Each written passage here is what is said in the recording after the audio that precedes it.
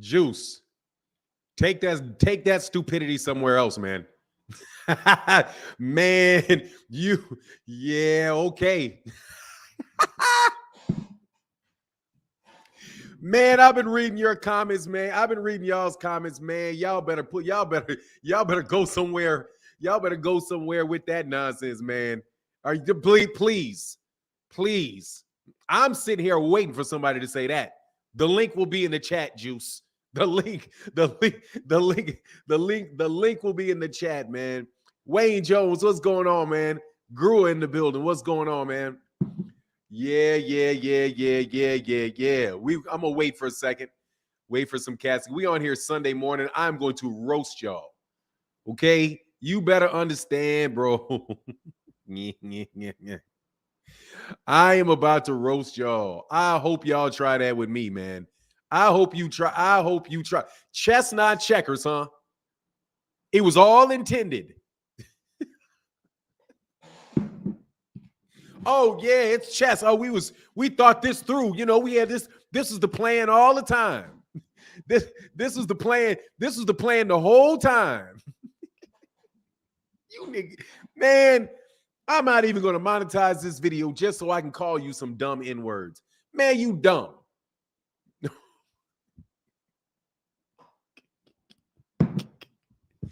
Man, you cannot be that stupid. Really, truly, you cannot be that stupid. Juice. You cannot. Watch. Appreciate all the publicity you're giving the Spence Crawford fight. Chestnut, what Spence Crawford fight? What Spence Crawford fight? You mean the one they didn't make? The one they didn't make? That one? Boy, I swear, man. Yeah, I saw Montana Love, man. I'm going to talk about Montana Love. I don't even know if I'm going to really stay on too long today, man. I don't even know, man. It's Sunday. It's Sunday morning. You know, I really didn't feel like jumping on. Went into my DMs, saw some messages. And I swear, man, y'all never stop. There was nothing intentional on anybody. Bud ducked to make the fight bigger. That's what it is. Bud ducked the fight. Bud strung out the PBC for 6 months while he was negotiating with somebody else because it was the master plan to make the fight bigger.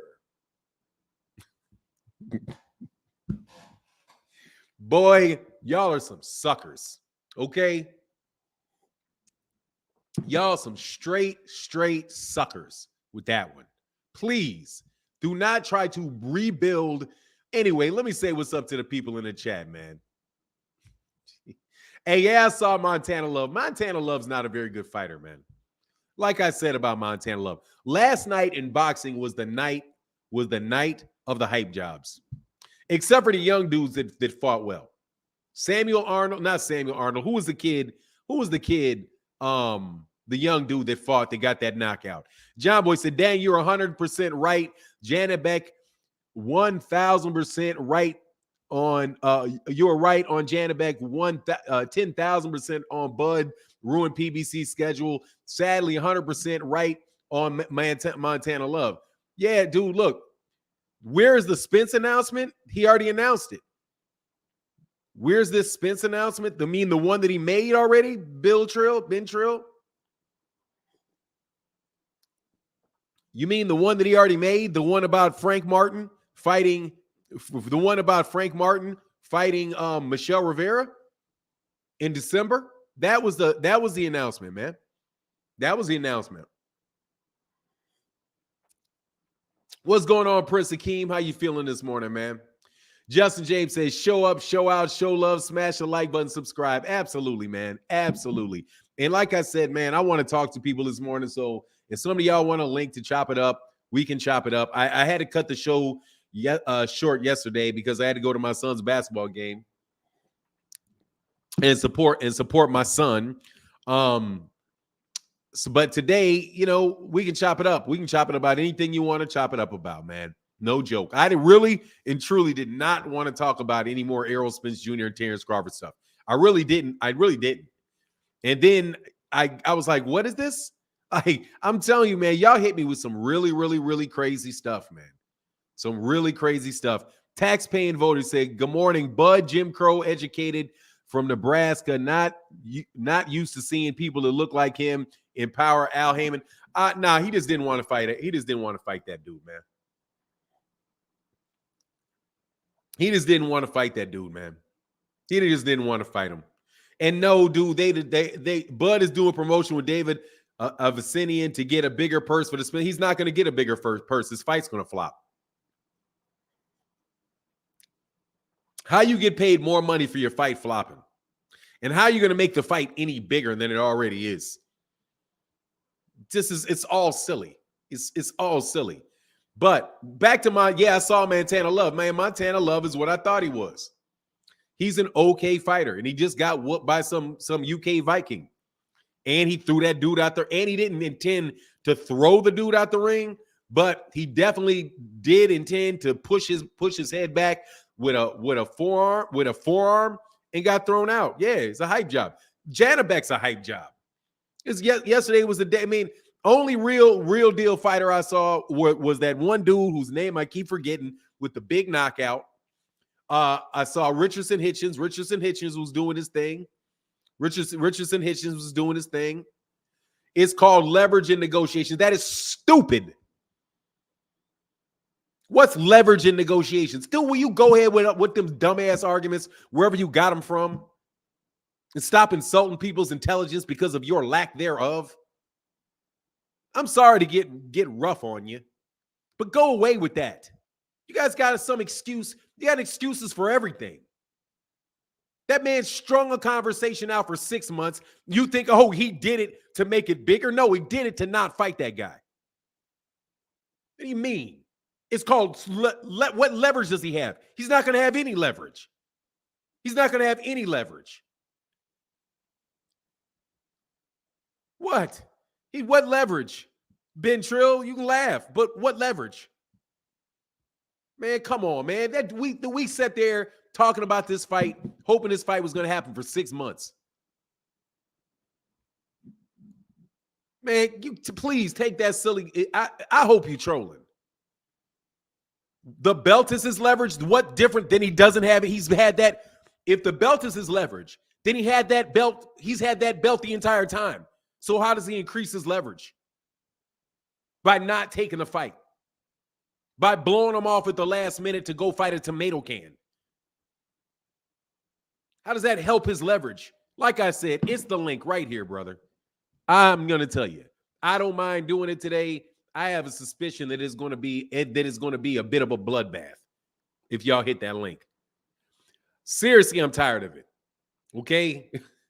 Seriously, brother, I'm tired of it. Hardcore Craw fans, I hope you got your tickets. Airfield is 5 minutes away from Shy Arena. What is that? You guys out here selling it, trying to sell them tickets, huh? Sell them tickets, though. Terry Smoocho, you were great on the live yesterday. Shout out to you. Yes, he was. It was a lot of fun. It's called leverage in negotiations. First of all, okay, what is his leverage? And how does your leverage, how do you increase your leverage with somebody? By blowing them off and making them waste their time.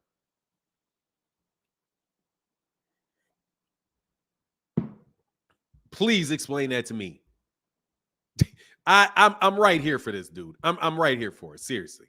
I'm in a bad mood today. I don't mind it. I'm gonna put it right there for you to explain to me this leverage concept. I need to understand it right there. Okay. I need to understand. Somebody has to educate me on this leverage. I need to somebody explain this to me. Explain to me how this was the grand plan all along. Please explain this to me. How this helps. The link is right there.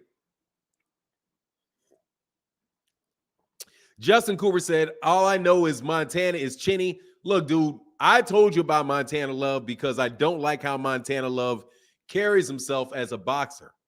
He's into too many style points. Try to tell my son that stuff. My son is into style points. Screw the style points, man. Go in there and fight. That dude likes style points, man. Third eye, for 9, I was being sarcastic. No, hey, dude, I'm looking for a fight this morning. I'm just being honest with you. I'm looking for a fight this morning. I'm looking for a fight this morning, man. Hey, you will hear how much people complain about being in Omaha the day after the fight. Dude, there is like nothing to do in Omaha. But I mean, you know, it is what it is, man. Star Bars forgot to watch the YSM interview with Boozy yesterday. Dude, everybody knows the reason that those PBC fights got held up is because they were trying to make Errol and Terence. So they had all the fight dates. They couldn't lay down a fight date because they were trying to make that fight. But mission accomplished. Shit. Mission's accomplished. Anyway, yeah, man, wow, man. Seriously, wow. His name is all that. It's all too pretty, bro. Nothing pretty about boxing. His name says it all. Too pretty, bro. Yeah, it's just, yeah, exactly, man. He's just, Montana Love is too much into that. Like, I mean, he's just, you know what I mean? Like, it's just too much, man. Like, you're walking around with your puppy, and his arm's a little bit too short. I don't really think that he is was the issue. He said, felt that I was literally cooking a Bud fan on their live. What are you talking about, man? I said Bob, not Shakur, brother. Oh, I don't know what you mean by that. Anyway, so nobody's gonna get on here and try to explain this to me. For now, did you see how Crawford tickets on Groupon? You're lying. No, I'm blaming fighters for fights not happening. I am absolutely positively. I'm absolutely blaming fighters for fights not happening. Yes, I am. I'm not down for the cliche, brother. I'm not down for the cliche. I'm going to blame a fighter for a fight not happening. Absolutely, I will. Especially when that fighter is his own promoter. I'm going to blame the fighter. You guys go ahead and rebuild Bud some other way. That guy's the biggest disappointment of this century. I think he's a lightweight, not a super lightweight. Yeah, his arms are too short. He just doesn't look very big. But more importantly, he just not doing anything special. It's the fight. Dude, I'm telling you whose fault it is. It's Bud's fault. It's Bud's fault. So I'm trying to move this crap somewhere else. Or better yet, let me help you. Chestnut checkers. Let me help you help Bud. Okay? Let me help you help Bud by ripping a mud hole in all of these ridiculous arguments you guys are making about this. This is boxing talk. And I'm just going to be full-fledged with the boxing talk. I have no problem whatsoever ripping an absolute mud hole in stupid arguments for the mere fun of it. Yeah, Bud is getting his money. I hear you, Stoner Bars. Bud is getting his money by ducking. He got that money. He took less money, significantly less money to fight a tomato can. I got that because he didn't want to fight Errol Spence Jr. And we could have all been watching a very, very good fight next week. We could have been fighting a good fight next week. November 19th, next week.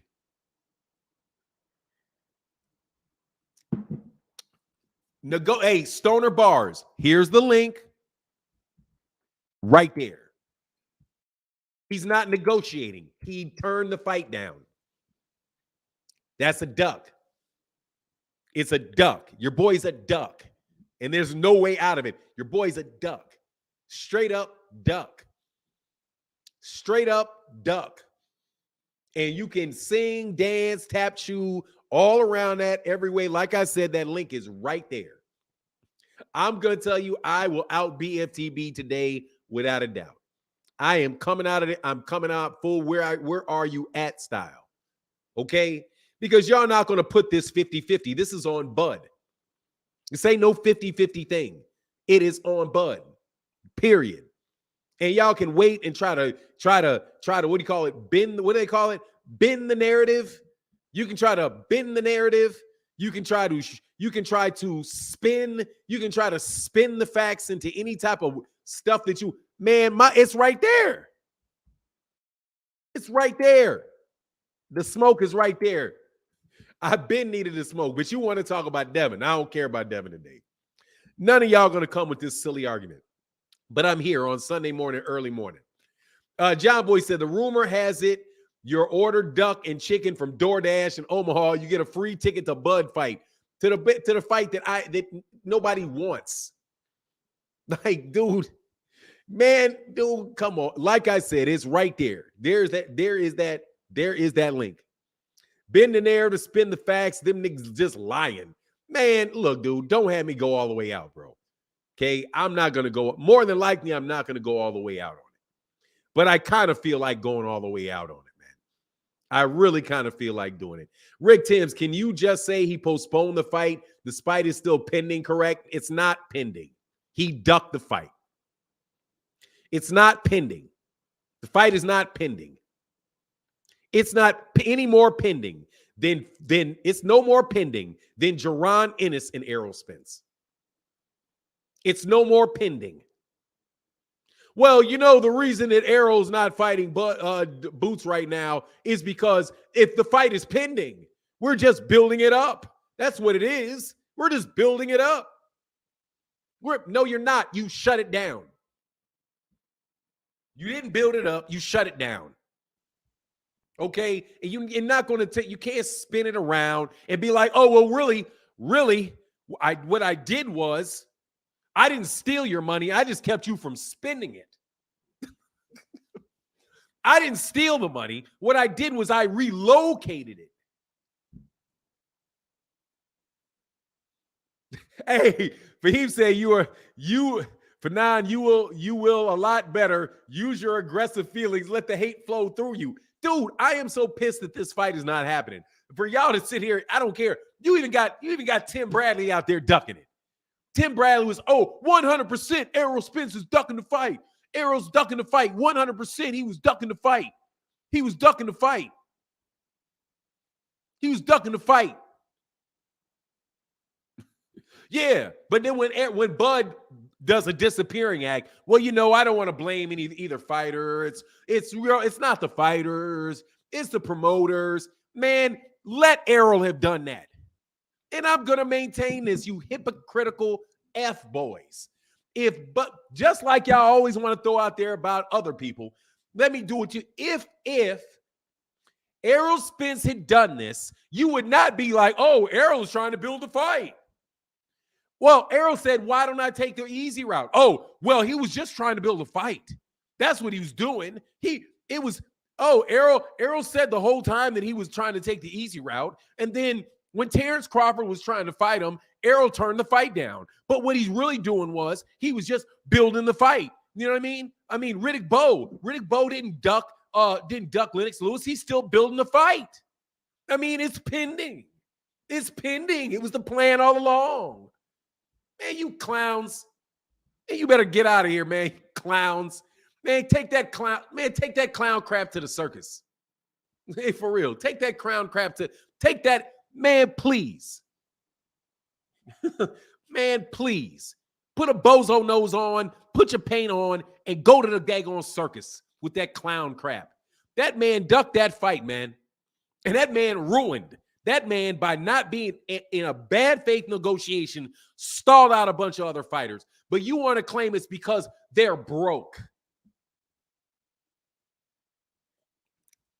It's because they're broke, like you got their bank book or something. Where's their bank book? What account do they have? How much money do they have? Man, you clowns. Like, for real. Like, for real. I'm not even going to be, usually, people, Fernand, you're politically correct. I'm not going to be politically correct today. Y'all need to stop lying. Y'all need to stop lying. Your boy ducked out, okay? He ducked out of the fight. Call a man a duck and hope the fight happens later on. Don't come with all of this. Well, you know, it was strategic. It was strategic. Yeah, it's strategic, all right. It was strategic, all right. A strategic duck. Some people want Andrade to take 90% cut to fight Janabek like he's some monster. Stop it. Janabek is a walking triple G of nobodies. Man, Janabek looked like Garbaggio. Janabek looks like the most overrated boogeyman that I've ever seen in my life. That was a tin can he was in there with. Bentley Farnsworth. This man is fighting Bootsy Farnsworth. This man was fighting Bootsy Farnsworth. He got 13. He's 13-0, but he's the boogie man. Man, whatever, man.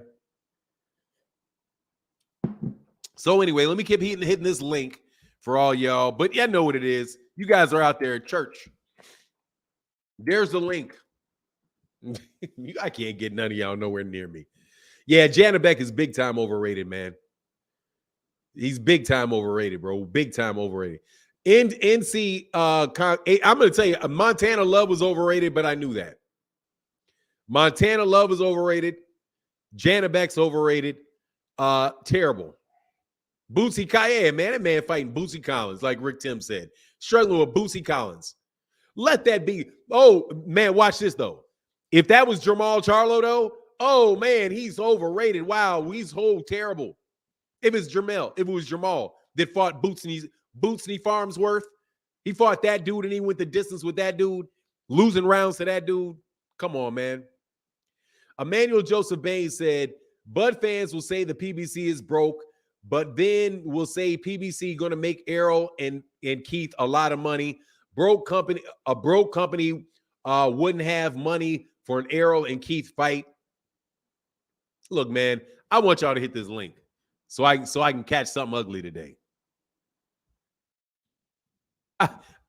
For real, I'm encouraged. East Snooty in the building said, Bearcat literally Spence said that, but what did he do? Crawford said he agreed, but what did he do? Didn't Crawford say he took another? He's taking another fight. Never heard him say he wanted it next year. Man, that is a bunch of dude. You can't do both at the same time. You got to pick one. Is it you anyway, man? Like I said, all this crap has been lies from the whole time. When you were negotiating with these guys for this other fight the entire time. But now it's a master plan. It's all good. It was the master plan. You know why? You know why you can say that? Because Errol still wants to fight. The only reason that there's a chance for this fight to happen is because Errol wants that fight. If Errol was like, I'm out of here, that would be it. But the only leverage that there is here is that Errol Spence wants this fight. That's it. That's it. Other than that, there is no leverage at all. None. Good luck. See how many of them checks you're going to get out of Black Prime, bro. Oh, body. Body. Yes, sir. Yeah. Damn, body. Already body. Just walking in the door, body. Giggling because you know it's done. Go ahead, man. So I was saying I don't blame the fighters for I don't blame Crawford. I can't hear you, man. I was saying I don't. You can hear me now? Now I can't hear. Yeah, I was saying that I don't blame Crawford, and I don't blame Spence for this fight not happening. It's clearly neither one of their faults.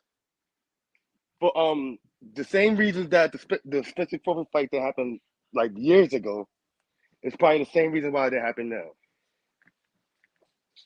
And we got multiple people before Crawford took this fight that said that the fight wasn't ready, the fight wasn't happening. From the PBC side, before Crawford said nobody said that. Floyd Mayweather said it.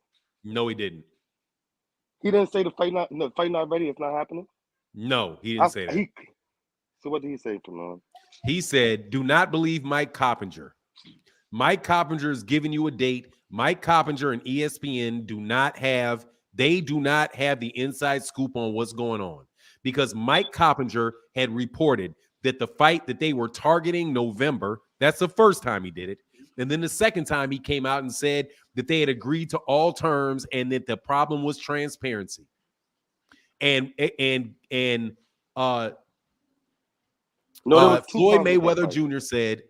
Mayweather Jr. said, it is not going to happen on the date that they said.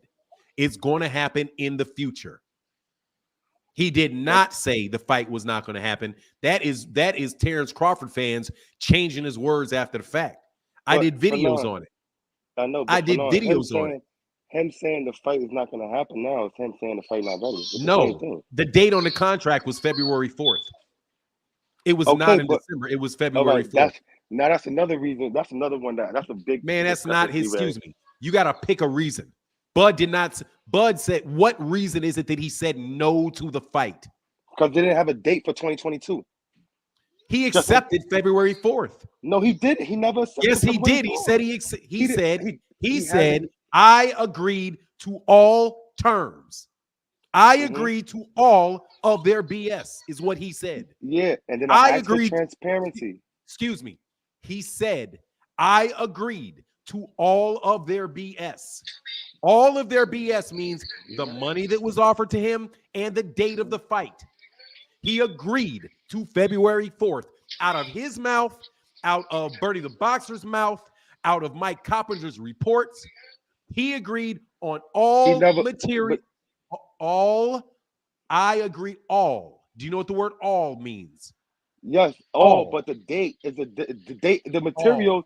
No, the date is not in the date. He would never agree to the date. He didn't get back to them. He said all. He never got back to him when they offered that contract. He had all. He said all. He said, I agreed to all. And then he said, then he said, if you give me these things, I will fight you. And it was asking for things that were already in the contract, according to Errol. But no, Terence Crawford said out of his own mouth he wanted to fight for 2022. He said that after he ducked. He said that after he ducked. He said that after he walked away from the fight. I understand. Like sometimes we just see one thing. We gotta look at you. I just don't believe Terence Crawford is gonna walk away from a fight after trying to fight this man for 5 years. He did walk away from the fight. He did walk. No, excuse me. He did walk away from the fight. Why can't you believe that he walked away from the fight when he did walk away from the fight? There's other factors in that. The reason why he walked away from the fight. He walked away. You said you could not believe he walked away from the fight. He walked away from the fight.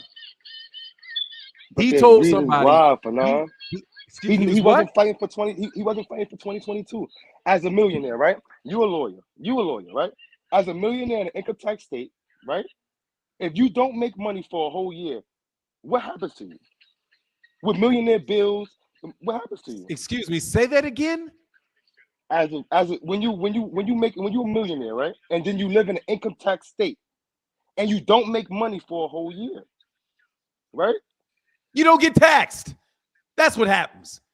So the money, if you have $1 million, this is what happens. If you have $1 million and you have property, you may have a state gains tax, but you're never going to get taxed on money you don't make. You're going to be taxed, Fanon, if you don't make money. You're a business. You're going to have to file for bankruptcy. What?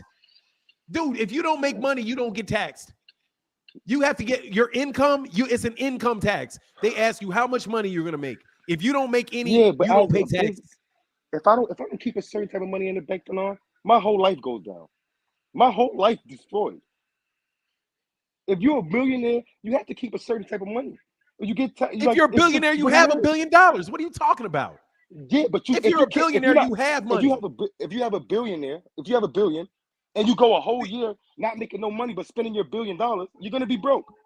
You're not gonna have enough. Like you gotta have money. You gotta have income coming in. You can't just give somebody $1 million and have no other money coming in.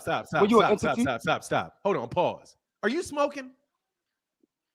Not yet. I ain't have my. You got some weed around you? I ain't have my morning blunt yet. Yeah, you've been smoking, bro. Talk to me when you come down, bro. You gotta talk to me. You gotta come back. Nah, I just feel like all right. Also, I just feel like Terence Crawford had to make money this year. He just had to make money. It was serious. It was serious for him to make money this year. Yeah, so he could have fought Errol Spence Jr. and made some money. Well, November 19th was a perfect date. But Mike Coppinger. Why did Mike Coppinger end up put that date out? And they worked for ESPN. They exclusively because Bud told him the date. Because Bud told him the date. To change, so that means Bud actually wanted to fight on November 19th, but they couldn't make it happen on November 19th. No, it doesn't. Because he was negotiating. Watch. He wanted to fight, all right. He wanted to fight over there on Black Prime like he was negotiating for 5 months. So why was Mike Coppinger and leaked the November 19th date? Because Bud wanted it leaked. Okay, that's what I wanted. Thank you for that. I appreciate you. I enjoy your show. Man, look, dude. You the man, but I fuck with you, bro. I ain't even gonna lie, I fuck with you, OG. Man, you That's my all I dude, wanted. man. Don't. Yo, budget. You said it. Bud leaked the November 19th date. That's it. He leaked it for a reason. Yeah. See you later, So Bernard. when he ducked out that fight, give me the reason. So when he ducked, that everybody would have a bunch of information that they could argue about. That's why he leaked it, because he was going to duck. No, I'm telling you what I think. This is my theory on it. They were going to duck, and they figured, okay, we're not going to take this fight, but we're going to look real bad. What can we do? Let's leak all the information about how he's not offering any money and the date, and put it on him to accept these terms. I want transparency, all that type of stuff. And he got what he wanted. They got a bunch of stuff that he didn't think he was going to get, like approval over all the expenses related to marketing. You guys keep talking about transparency. Dude, transparency, you get that by law. You don't even have to ask for that. You don't even have to ask for that. That is something you get as a result of the law. You have to. But what you don't usually get is the ability to approve all of the expenses, all of the marketing expenses, all of the undercard fighters pay, how much they're going to get paid. If Top Rank, Bud tried to have TBC become a partner so he could approve of the funds, which is crazy for a fighter to do that. If he was trying to Top Rank, exactly. It's crazy for a fighter to do it. Listen, it's crazy for a fighter to ask for that, because you would usually get told no. Yeah, so when they say no, listen, if they would have told him no, then he could have turned around and said, look, they turned me down, but they never told him no. So him trying to get cute by asking for something that he thought he wasn't going to get backfired on him, because they said yes. So in order to take the other money for the fight he already agreed to take, he had to just ghost him. Because guess what? He never told anybody that the fight was off. Only because people were running around at the lip and talking and telling a bunch of YouTube people that. It got leaked. Yeah, it got leaked. Exactly. That's how they knew. Otherwise, you wouldn't even have known. Bud wasn't even, but talking about leverage, Bud didn't even tell him. No, he didn't. But there you go. I look at it like, no, it's not though. I look at it like the November 19th date, right? The November 19th date was Terence Crawford's way of leaking that date. Is his way of putting the pressure on Errol Spence. Now, I watch your videos every day. When he did that, you actually, in one of your videos, you actually said, "Go out here, stop lying, man. That date is not right, because you're just trying to put the pressure on Errol Spence." Yeah, now, stop lying. But that's what I said. I'm glad you brought that up, because that's exactly what I said. I watch your videos a lot. You fell into it, brother. You're right. Because I said stop lying. I finished my spill. I've been telling these dudes stop lying. I've been telling these dudes stop lying for 4 months. Stop lying. Can I get my one spill out? Because the November 19th date, one spill, from the November 19th day, I feel like he leaked it, putting the pressure on Errol Spence enough to get this fight done. Now, when they got back with him with the new contract, the new contract was giving him everything he wanted, but the date said February 4th. I feel like when he looked at that shit, he said, "You know what? I ain't calling these dudes back. I'm about to go see what Black Prom talking about." And if that's because it's a possible scenario. You got your bit out there. He said yes, is what he said. No, he said yes. He never said yes to the Let me tell you, brother. He said yes, because what they said was, we accepted all terms. Yeah, but they also said, they sent a revised contract. They sent him a revised contract that he never got back to. So that means he did. Bud Crawford had that revised contract with everything that he asked for on his desk for 2 weeks. And they never heard back from him, and he went and talked to somebody else. When you doing a business deal for somebody's talking something you don't. What? What'd you say? To get your, I'm not trying to use one. I can't hear what you're saying. Timothy Stoudemire, stop lying. You ain't killing nothing. Can you hear me now? Because I can't hear anything you're saying. You're breaking up. Can you hear me now? Now I can. Okay, so the 19th date, right? He did tell him, like, let's put the pressure. I'm gonna put the pressure on these guys. It's public to pressure on him. Floyd Mayweather, he came out. He's fight not. It's not fight. It's not ready. It's not happening. So stop lying. He didn't say stop. that. Well, You anyway, keep throwing in stuff. First of all, you keep throwing in stuff that people, number one, didn't say. Because it, Floyd it, never it's, said it's that. Floyd Floyd never said that. Floyd never said this. Floyd Mayweather, first of all, Floyd Mayweather Jr. never said the fight wasn't happening. Never said it. Never said it. Never said it. He never said Number the fight was two, happening. you don't know what. You keep giving Terence Crawford what you believe he could be thinking. What we know is what I'm doing. What is we I'm know looking at the is facts. motorsports. Motorsports. What is facts is that he said, I accepted all of their terms. And all he wanted was approval and transparency. That's what he said.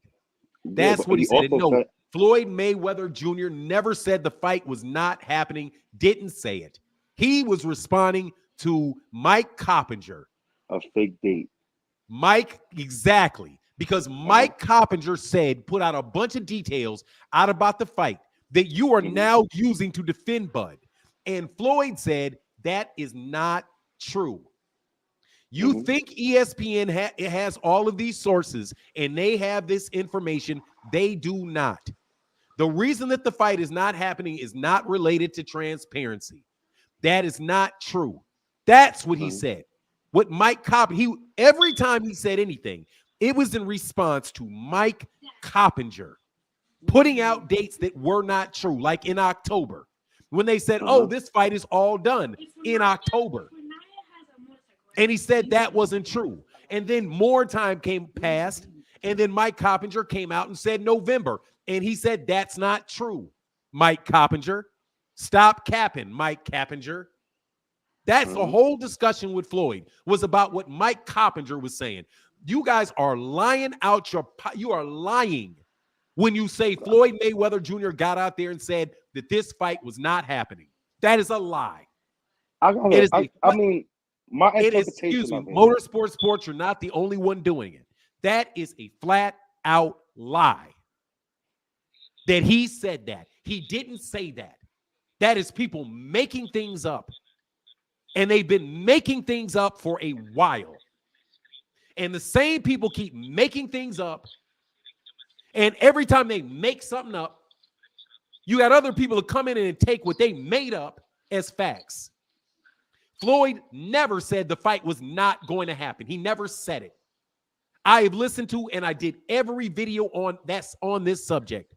Whenever he spoke, it was to dismiss rumors coming from Mike Coppinger. He didn't jump out there and say, oh, no, this fight needs to marinate another 10 years. Oh, well, the fight's never going to happen. Errol didn't. No, he never did it. He never said that. That is people taking what he said and lying about it. Lying to you. Lying on him. Lying. No, it's not true. And saying it anyway, lying. I'm not going to say misunderstanding. I'm going to say lying. Because that is what they're doing. Lying. Anybody and everybody that has been paying attention to this subject remembers when Floyd Mayweather Jr. said, Mike Coppinger is not telling the truth. He didn't say his name. He said, and he even got into the DM. He either got into an argument on Twitter with Mike Coppinger. So stop saying what Floyd said, because it's not true. He never said that fight was not going to happen. But Terence Crawford said, I accepted all his terms. These people even said he signed. They even said he signed. The same thing people that you dudes are talking about. I said, ain't no way he signed that contract. That contract is not signed. You were in this comment saying, oh, he signed it. He signed it. How do you know he didn't sign it? No, I never said he signed it. I always say he agreed. I always say he agreed. No. I always say he agreed. Excuse me. No. I never said he signed. Partner. He agreed. Let me tell you, no. You're telling me, excuse me, you're telling me what I told all of y'all. He did not sign it. It was over all kind of people's headlines, all kind of talk that he had signed the deal. Okay. I did a video where I said that was not true, that he signed it. I explained why he didn't sign it. And a whole bunch of Terence Crawford fans, and I recognize your names because I talked to you in the chat. Yeah, I said that is not true. That is a lie, that he signed the agreement. And did he sign it? Never signed it. Never. He never signed it. He agreed. Thank you very much. And he didn't even agree. No, I'm just telling you what he Look, said. He said he agreed, but he didn't. Yeah. But if he agreed, then we'd have a fight. He did agree, though. No, he didn't. We would have a fight. We disagree at. I agree with you. We disagree at is if he agreed, and that the fight, that the February 4th fight was the February 4th date was on the if he agreed, then we would have a fight. Not really. Not really. Because if you don't have a date that I need to fight, I'm not going to fight you. Then you didn't agree. The February 4th date was not in the contract. Dude, do you have the contract? No, but this is obviously what Terence Crawford said out of his mouth. Do you have the contract? No, I'm going for what Terence Crawford said out of his mouth. No. How is that? Stop it. Do you have the contract? No. I'm going for what Terence Crawford said. Yeah, that he accepted. We don't. We both don't. Excuse me. That he accepted all their terms. And the only thing that he wanted was transparency. Yeah, we know that, but we know that revised contract. So then you got to he did not contact him after the revised contract. Excuse me. Then you have to stop right there. If you accepted all your terms, all of them, you think they left a freaking fight date off of that? Yes. Oh, yeah, I agree to all your terms, except for I don't know when the fight's going to be, and I don't know where it's going to be. Man, come on. Yes, I really believe that. Excuse me. I really believe that they PBC. I really believe PBC didn't have a date. You really want to believe that, but it is illogical for you to believe that. And let me tell you something about the February 4th date. Motorsports. It is illogical for you to believe that a man said, I accepted all of their terms. The only thing that I want is transparency. For you to think, oh, it fell apart because of the date. He said it fell apart because of transparency, but he got it. He's lying. The two things cannot be true. They can't be true. Period. And nobody deserves the right to get a 50-50 call on something where they're lying. Hey, man, I got to move on to the next dude, Motorsports. Peace, for now. Blessings, my brother. Blessings, bro. But I appreciate you letting me get it off my chest. Thank you, man. Yeah, we agree to disagree. That's all. You don't even disagree. I really disagree with you. I don't take that notion. I respect Terence Crawford for the boxer he is and who he is. He's never shown this ever. He just showed it. No, he didn't. It's litigating factors. But we disagree. Go to your next guy. I'm going to have fun in the chat. Have a good one. All right, man. Peace. CEO Picasso, what's good, man? For now, what's good? I'm good, brother. How you feeling, man? Glad to have you on the chat, man. Yeah, I ain't see you in a couple months, man. How's everything? Man, I can't complain about a thing, bro. Oh, man, that Terence Crawford and Errol Spence shit is crazy. Do you really think Terence Crawford is scared of Spence? I don't know if he's scared or not. I think he ducked. I don't know whether he's scared or not. I don't believe he's scared. And that's why I don't care about the ducking. Like, when it comes to people's pockets, I don't really want to be too, involved. I don't want to talk about that too much because other people's pockets, man. You don't know what he really said no to. You don't know what really made Terence Crawford say, you know what, fuck all this. You know? It's when it comes to the contract, we can't really put our 2 cents in it because that's not our realm. We don't know what the fuck is going on in them contracts. I've been in underground fights. I've been in fights before. If the money ain't right, I don't care who I'm fighting. If I feel like I deserve this, even if I feel like I could beat the person, I'm not fighting for no reason. You understand what I'm saying? Like, what my stance is with Terence Crawford, I don't believe he's scared of Spence. And when they do actually fight, regardless of where we're at and what's going on, when they do actually fight, I still think Terence Crawford's going to win. I believe he thinks he's going to win. I believe his ego is getting in the way. And if you want to call it ducking, I'll call it ducking with you. But I believe it's really his ego about the money more than his fear of fighting Spence. Because I believe Terence Crawford believes he could beat Spence. I believe he could beat Spence. Style by style, skill for skill, I still think Terence Crawford is a man. Is better than Spence. Even though Spence's output volume could be an important factor. You know what I mean? But I still think skill for skill, Terence Crawford is better. I still think Terence Crawford is not scared of Spence, so he wants to fight Spence. I just think that Terence Crawford is upset with the fact that Spence got a better career than him. Spence got most of the belts, and Spence gonna get majority of the money. That's why I think that's what hurting Crawford in his heart. Just the fact that Spence has a better career than him, is gonna get more of the money and is gonna be on the A side. That's why I think it's hurting Crawford's pockets. Not hurt his pocket. I think that's hurt his ego. You understand? So I think us as fans, we should just wait until the fight happens, because when these fighters who's not really scared of each other says no to a contract, I'm not gonna hold it.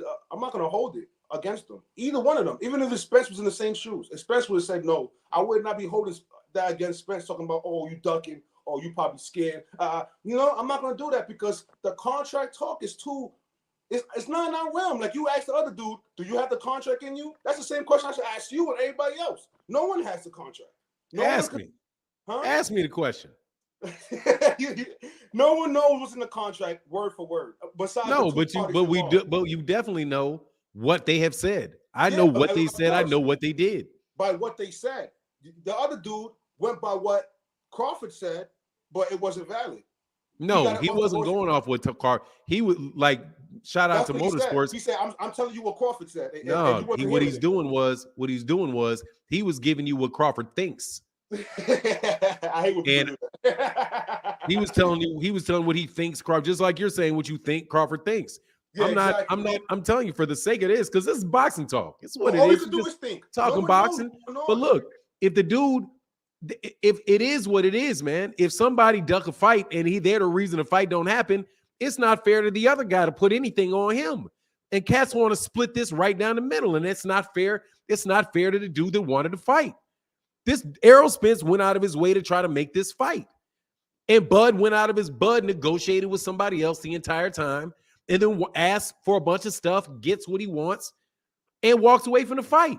I'm not going to lie to you for knowing. You don't think people negotiate with more than one party at once? You think just because Terence Crawford wanted to fight in December, you think just because his fight date was early, you don't think Errol Spence was negotiating with other fighters too? Like you really? He wasn't. He said he wasn't. He said he wasn't. That's why he didn't have a fight. Again, you're going by what he said. I'm telling you that it's realistic to have one negotiate at the same time, because it can go bad. These fighters want to fight every. All right, pause right there then.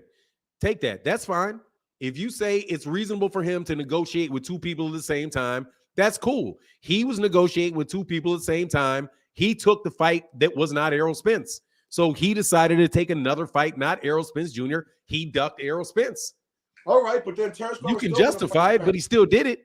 But Terence Crawford still want to fight Spence, and Spence still want to fight Crawford. How do you know Terence Crawford wants to fight him? I don't know. Terence Crawford acted like he didn't want to fight him. He didn't take the fight.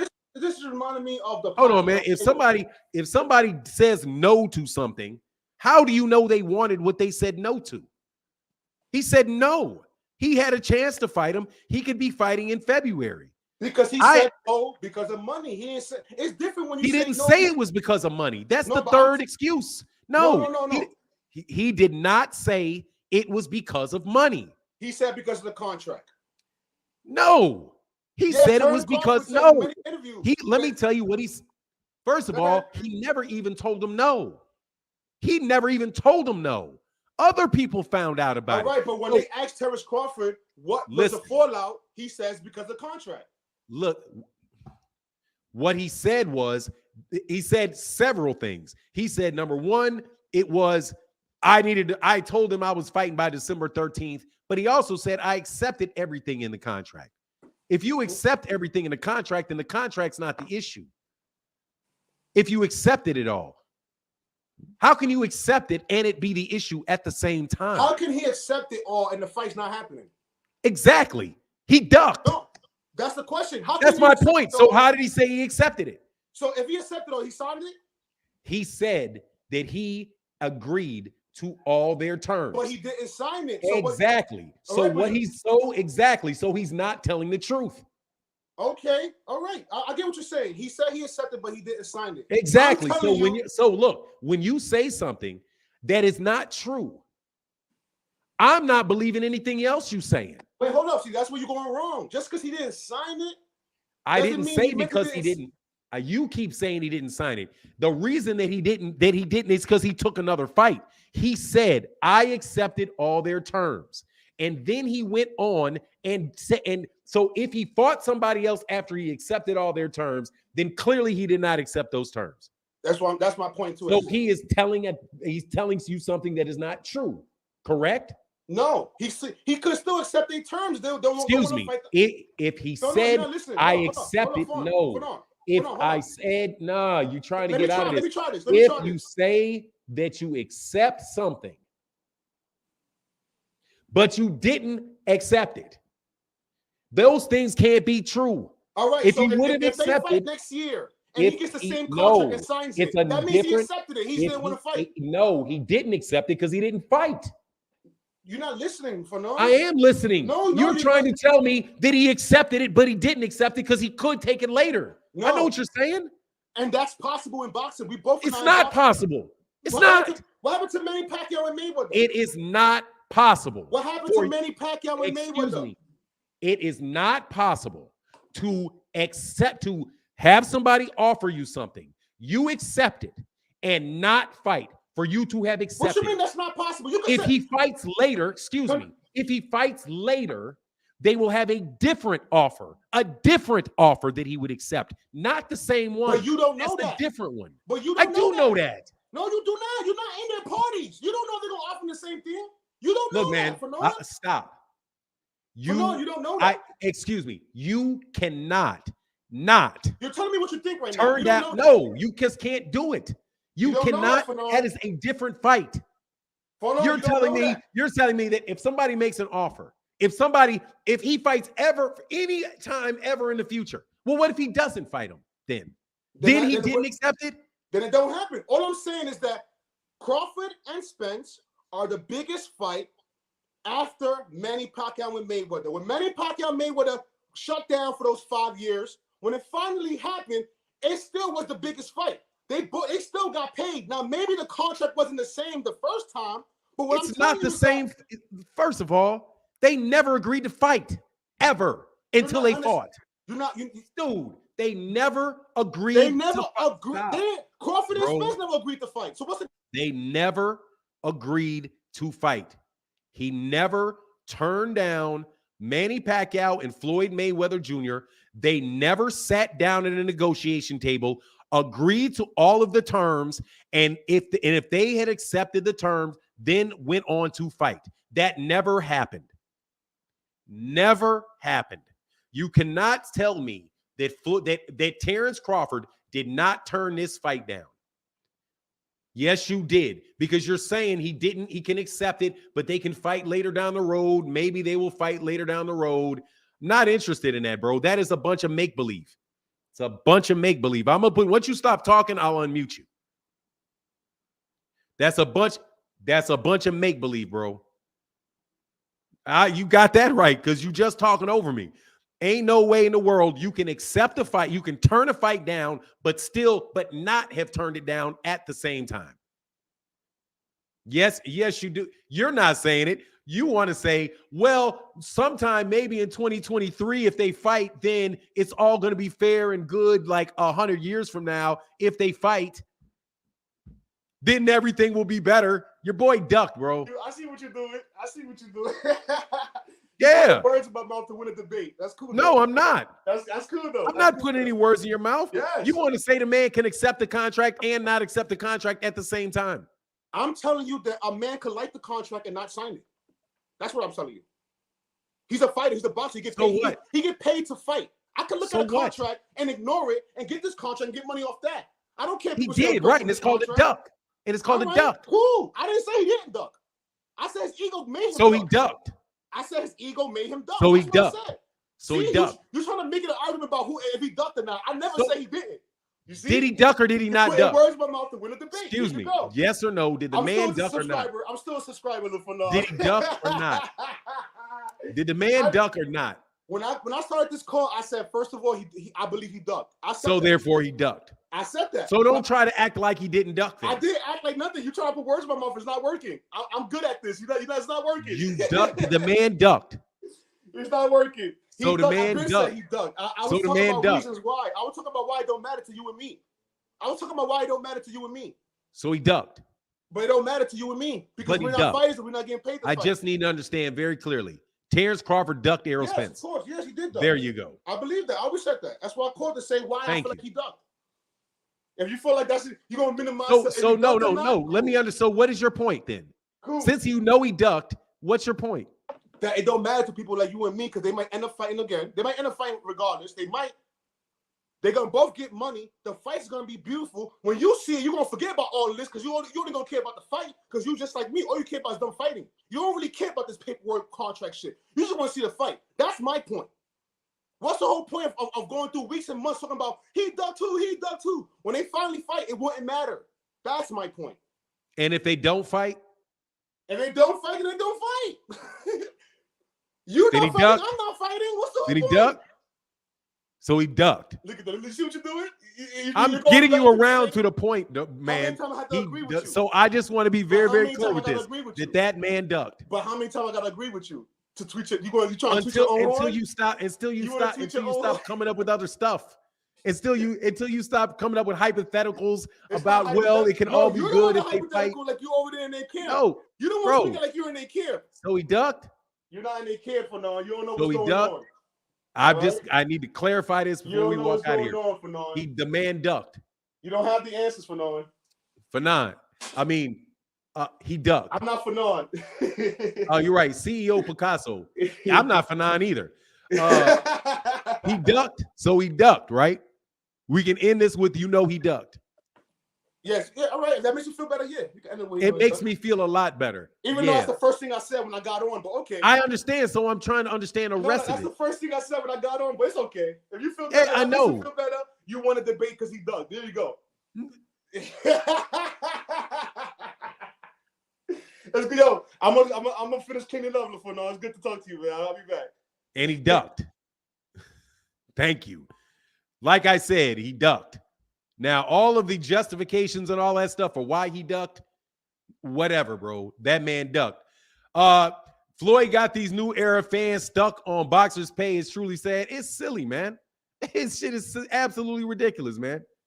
Anyway, let's move down. So anybody that you say Fanon, oh, peace, Fanon, great conversation. Yes, sir, man. He's crazy. Anyway, so let's move down. I missed another one. Aaron Muhammad said, morning, Fanon. I'm available to clear up the critical error. There you go. That's the link right there, brother. Go ahead and hit it, Aaron. I wanted to do that yesterday. Y'all got to learn how to think independently. I mean, I just want y'all to know that man ducked and stop trying to spread this around to other people. Julio Concesion said he had a chance to fight Spence in 2023 and took the advancing because he wouldn't be ready for the fight date in 2022. So that's a duck. I mean, the dude clearly ducked, bro. Fanon wanted Errol to walk from negotiations. Bud walks from negotiations, and now you're outraged. Errol would have been a duck if he walked. I didn't want him to walk away from negotiations. I wanted him to give a drop dead date. I didn't say walk away from the negotiations. I just knew at the time, I just didn't think the man was going to make the fight, bro. I just didn't think he was going to make the fight. You can rephrase that however you want, but there's a link right there. My man, John Bowie in the building. Thank you, bro. He didn't duck. He just wanted a guarantee. No, he didn't want a guarantee, obviously, because he accepted it without it. Mike Kirkland in the building. What's going on, bro? Man, it's crazy. I think I got what's going on, Aaron? You're on me. I can't. Oh, hold on. Go ahead. Hey, how you doing, Fanon? Man, I'm good, bro. How you feeling today, man? Man, this is crazy. Man, as I listen to people, man, try to defend Bud, and I understand them trying to defend Bud, here's the problem. You've addressed this already, but it's something they're not hearing. The problem is in the language. People are saying he wanted a guarantee. Well, the contract states that he's getting a guarantee, but it's when he's getting the money. Back end to a lot of people, because they don't understand it, you've already said it. If he would have went with the back end money, he stands to make, or stood to make, probably double what he had on his mind that he was going to make up front. It also makes a lot of sense why Bob Arum was always giving him upfront money. Bud had never been introduced to how you make money on the back end. And it's really kind of sad because his pride now is not allowing him to learn something that's only to his benefit.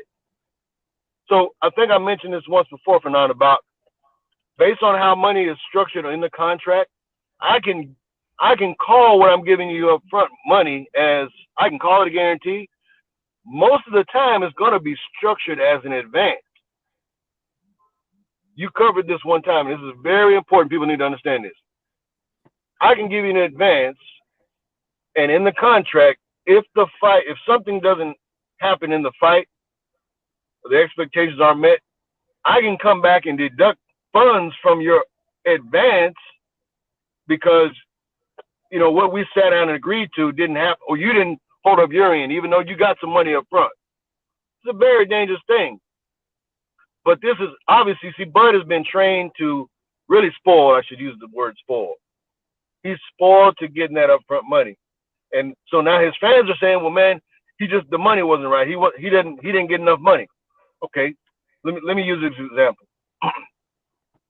Let's just say he comes to the table, he wants $10 million right now up front. The fight happens. You went into this yesterday. If the fight far exceeds what even they projected, and then and he said he wants transparency, how do you think Bud would feel if he took $10 million up front? Then after everything's over, they're going over what the fight did. See, Errol made $30 million. How does he now feel about his? Yeah, you went out, man. Your voice went out for a second. I'm sorry, man. Can you hear me now? Yeah, that's better. Whatever you did works really well. Oh, you jumped out. We'll wait for him to come back in. Hey, Rip, my man John Boy said Rip Jones in the building. Yes, sir, man. I don't think I missed any super chats, brother. You get a guaranteed and back in. Look, let me do these real quick while we wait for him to get back in. Dude, I'm going to tell you, just to give you a little bit of information on that, you can call things a lot of stuff. Doesn't matter what you call it. It matters how it operates. You can call it a guarantee. You can call it a minimum. You can call it what you want, but it definitely matters how it operates. If those guys can come back, you got booty, come back in. There's the link right there. Hold on 1 second. There you go, Aaron. There it is. Go ahead, man. Let me read them super cash apps real quick, though. Thank you so much for that support. Cedric Warren said, Bud fighting a number 6 guy, but he's not ducking. Much love in that super chat. Yeah, dude, it is what it is, bro. I just don't, it's whatever, man. You know what it is. I'm having fun with it, but at the same time, man, just stop trying to, I just think it's unfair to be trying to load up 2 people on it. Like, if this man didn't take that fight, if he didn't take the fight, that man didn't take the fight. Stop trying to split it between 2 people when your guy is wrong. That's just fundamentally unfair. That's like when you go in somebody commits a crime, but you blame the victim. Like, well, you shouldn't have been, if you hadn't done this or you hadn't done that. Hold on 1 second. Actually, hold on, man. Let me do something. D-Town conversations in a second. Hold on 1 second, man. Let me get these super cash apps. Thank you so much for that support, bro. T Pearson said, don't fanboys understand verbal contract is enforceable? No, they don't. But it doesn't matter because he never acted upon it. Man, duck that fight, man. Oh, hold on 1 second. Let me Let me do something real quick. D-Town, I'm gonna bring D-Town in. What's going on, D-Town? Man, what's up, Fornan? Can you hear me? Yeah, I'm good, but hold on one second, man. I'm gonna bring Aaron Muhammad on and just let him finish, and I'm gonna go right back to you, okay? Okay, go ahead. Okay, don't leave though, man. I won't. Nah, take you know, we home team. We good. All right, I'm here. that's cool. All right, Aaron, go ahead, man. Finish up, or Hey, sorry. complete what your thought was. Sorry about that, man. You can hear me now? I can hear you perfectly well. Okay. So I was just trying to give a scenario on why people are excited and upset about the guarantee, because Bud is upset and excited about the guarantee without really understanding how he's cutting his own throat. So another part about it is on the promotion side. We're hearing all this talk about PBC doesn't have the money to put on the fight and all this stuff. Promoters do not use their own money. Let me make that very clear. The reason Bob Arum, some fights he was able to make, some fights he didn't make, Bob had, again, really kind of spoiled. He spoiled Bud with that upfront money. But I can guarantee you, he knew at the end of the year he was going to lose X amount of dollars on Bud because he's giving us upfront money, but he's not losing the money. That's a tax write-off, man. People don't understand. And if Bud would learn the business and why the back-end money is so good, his upfront money gets taxed as income. You've said this already. People aren't reading it. They're not understanding because they're thinking somebody's trying to keep Bud from making money. Or they're trying, he needs transparency. See, all that stuff, man, he's killing his own pockets based on a trust issue. And the trust issue could be cleared up if he would allow somebody to sit him down and explain it to him. But see, that's the problem with that is, and I'm gonna finish up. I'm probably gonna come back in a few. The problem is Bud. Everybody else is not responsible for Bud's trust. Bud needs to find somebody that he trusts to tell him, how this thing works without being afraid. Oh man, y'all ain't telling me what, how I know what I'm gonna make and all this. Dude, it's very simple. Plus, if all this stuff was in the initial contract, Bud, then maybe if you really wanted this fight and not negotiate in bad faith on another fight, maybe you would have got to the point where you understand, oh, they're really not trying to hide money from me. Oh, I see it right there. I didn't see it before. That's a pride issue, Fanon. And if you can just get over that, man, But I will say this, and I'm going to jump off. No, on your point on point, because I don't want to forget to say this. Look, I was listening to something that Dave Chappelle said. Yeah. And he cracked his joke, and he was like, well, when I was a kid and I was offered something, it said in perpetuity throughout the universe. And he's like, kids don't understand that. It's like, man, what do you mean? Like, to me, that didn't mean anything. In perpetuity throughout the universe, right? And as soon as I heard that, I was like, man, that is not some legal trick. That is a real word that means something. Perpetuity means forever. Throughout the universe means in the sky, in the water, anywhere on planet Earth, or if you go to the moon. I own your name, your likeness, any work around it. In perpetuity means forever. That's right. That's absolutely what that right. means. And what you're saying is, I'm telling you, man, you as a promoter, and I'm telling you, somebody that has negotiated deals, written deals, and I knew when somebody did not understand something. When you don't understand something, you can actually ask for something that you don't want. That's right. You can get rid of something that you need. Needed. Where That's right. You could be like, hold on, man. Like, stop. Think about this. Because it's not just understanding the words, it's how it affects. You have to have a tax guy in there with you to be like, dude, do you really want $100 million this year? Do you know how much money that is going to cost you this year in taxes to Uncle Sam versus if you get this paid out over the course of over 5 years? It may knock you down and actually allow you to keep 20% of your money over that period of time. Where if you say, just give me my money, like Biggie Smalls. Dude, I'm never going to forget how much money Biggie Smalls lost, Left on the or table. Notorious B.I.G. lost to Puffy because he said, give me my money up front. That's right. He wanted cash. He trusted cash. And Puffy Combs is getting every penny off of those albums to this day, where he has dudes coming straight out of Howard Law School or dudes coming out that know how to do you like that. So like when you say that an event, like I want the upfront money, you're like, oh yeah, we're gonna give you this pile of money. But then what Bud said was, and he said this in the interview, he was like, when he did that thing on Instagram, when he said, look, if they get their money back, then we're gonna get the pay-per-view 80-20. Well, shit, what if they don't get their money back? What happens if they don't get their money back? Are they going to ask you for some of that guarantee back? Because they guarantee that they'll give you it, but they don't guarantee that they won't take that shit back. That's right. Any promoter is not going to risk on that level. And most of the time, the money that they're advancing and or giving up front to the fighter, to the entertainer, or whatever it is, that money is normally secured by a sponsor. You can do whatever you want to do with the sponsorship money. You could, let's say you have a sponsor over here, a Coca-Cola company or something like that, and you know every year you have an annual event. Coca-Cola has earmarked your event every year for $10 million. They're not going to come and tell you what to do with that $10 million.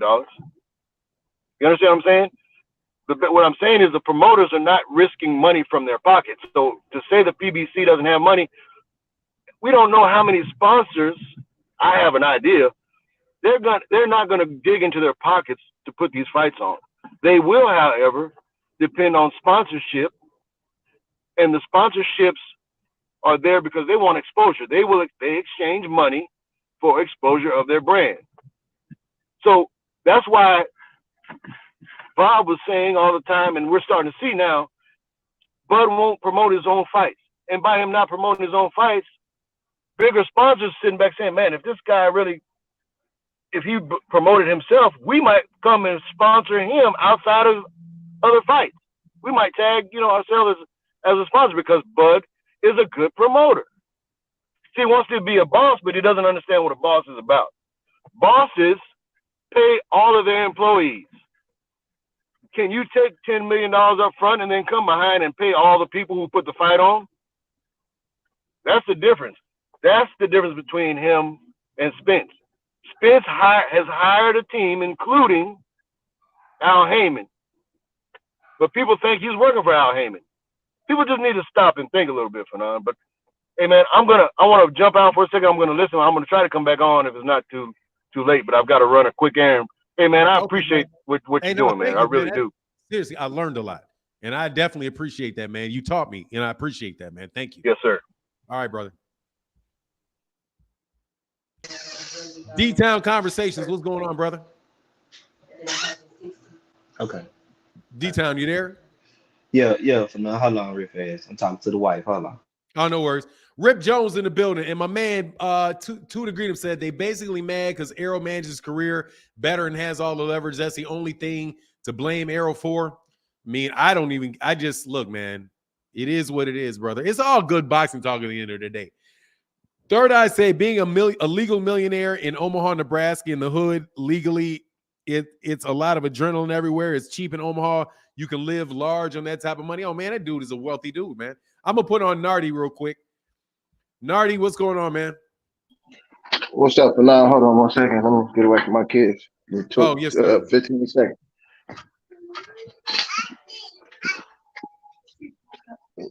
Yeah, man. So, I think people making this situation more complicated than what it really is, man. You know what I'm saying? The man ducked, man. Period. It's not no way y'all can talk about contracts or talk about the timing and stuff. The writing is on the wall. When Arrow was on his path to making his way to Bud, he was all kind of ducks. He was getting called ducks for fighting champions. I remember when they was trying to get us to boycott the Ugas fight.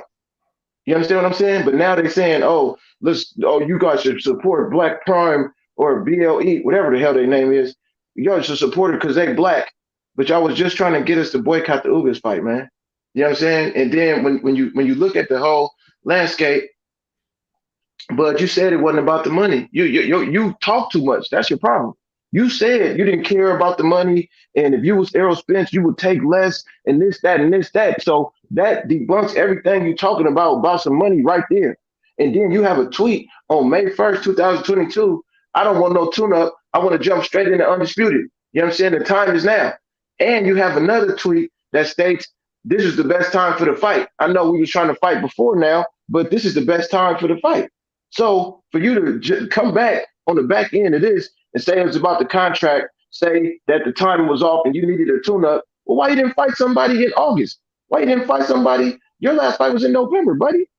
Why you didn't fight somebody in the summer or in the fall? If this was the major problem for you, haven't needed a tune-up, you know what I'm saying? And you already said you didn't care about the money. So the $10 million, all right, that's cool. I'm not trying to count your money. Go get your money. But the way you called Errol a duck and the way you conducted yourself before all of this is why we can call you a duck. You understand what I'm saying? And then like people like Bernie, see, in my eyes, Fanon, he don't want to fight. He does not want to fight. They are narrative pushers who want us to believe that they do want to fight so that when they don't fight, they can blame it on other people. That's why you will see somebody like Bernie call Al a fairy and say Errol is taking it up the rectum and all of that to make sure that Al doesn't want to come back to negotiations with them. Terence Crawford, you already approved everything that Bernie says, and you're not coming out and debunking nothing that he says. So when you put it all in totality, man, I just feel like he don't want to fight because he know he can't take a punch. When Errol wasn't stopping people like Mikey Garcia and Danny Garcia and Sean Porter, he felt like he had a chance. But if you notice, ever since Ugas, the energy has shifted. The energy has shifted mightily because he broke that man's face. You understand what I'm saying? Oh, I understand. I'm listening to you, brother. Yeah, I understand. I understand where you're coming from for sure. I just don't understand because at this point, it's starting to make me look at people differently that's defending him, like as a person, because there's nothing to defend. If Errol Spence set up and said, oh, Terence Crawford, I'm coming for them motherfucking belts, and then said, oh, you know what? No, I'm going to just fight Jamal James real quick. Man, do you know what they would be saying about that man? He would never hear the end of it. You know what I'm saying? And then when it comes to the negotiations, you came to the negotiations. Man, I don't want to name drop or nothing, but somebody said they met you at 7-Eleven and shit, and that was a whole lie because you've been talking to them since June and July. And you negotiated with them in bad faith. Then you tried to come with this mythical, magical, overseas fund from the gods of heaven that you can't tell nobody about because it's top secret show, top secret. You know what I'm saying? And you ain't telling nobody where it's coming from. So you tried to backdoor Al for his fighter. You know what I'm saying? And then you try to come to Al and tell him, imagine being a business in position to have the A side of the biggest fight in boxing and somebody coming to tell you, look, man, I got somebody else that I can't tell you about that can put on the fight for $25 million a piece. Let us go over there. How can y'all even defend that? How can y'all say, oh, well, $25 million guaranteed? Man, shut up, bro. Like, these people so casual and dumb with the stuff that they saying. Because if this was Errol Spence on the other side, bro, I would be like, man, he does. That don't mean I don't want him to win the fight. That don't mean I don't have him winning the fight. But in this situation, due to the fact that he ran his mouth so much, he does, man. He does. And I'm listening to people that call in your show. I'm listening to these people elsewhere. And they just got all of these excuses. Well, maybe he didn't. Yeah, he 10 million. Yeah, all of that, man. I'm not trying to hear none of that shit because he said he wasn't about the money. That he wanted a legacy. You ain't never fought nobody, bro. Your matchmakers put you in the ring with people who can't punch on purpose. They didn't even know Kaviaskis could punch like that he could hurt you. That's why he dropped you, bro. You fought Sean Porter, and we know he's not a big puncher. We know Kell Brook got some steam behind his punches, but he's not necessarily a knockout puncher, bro. So when you look at your whole resume and everything you're doing at 147, he knocked all of these people out. And who are they? And who they beat? Who the Jose Benavidez beat? Who did Kaviaskis beat? The dude you about to fight? Like, come on, bro. Like, I don't get it, man. But thanks for letting me on, man. I just had to get that off my chest because I watch you and I see you get frustrated with these type of excuses and all of these wiggle routes that these people try to take. You know what I'm saying? If the shoe was on the other foot, bro, it'd be totally different. But and I don't necessarily be in the chat all the time for now, but I watch every day, bro. You know what I'm saying? Yeah, Keep doing what you're doing. Look, let me add a little something to what you said, because I when I was listening to you, I was listening to you. I wasn't. Don't get my facial expression twisted. I'm listening to what you have to say and letting you say what you have to say. But I want to clarify something, because a couple people I want to understand why I think it's important. Okay. I think it's important because you all are dumping on on Errol Spence Jr., but you're acting like you're not dumping on him. You were dumping on him.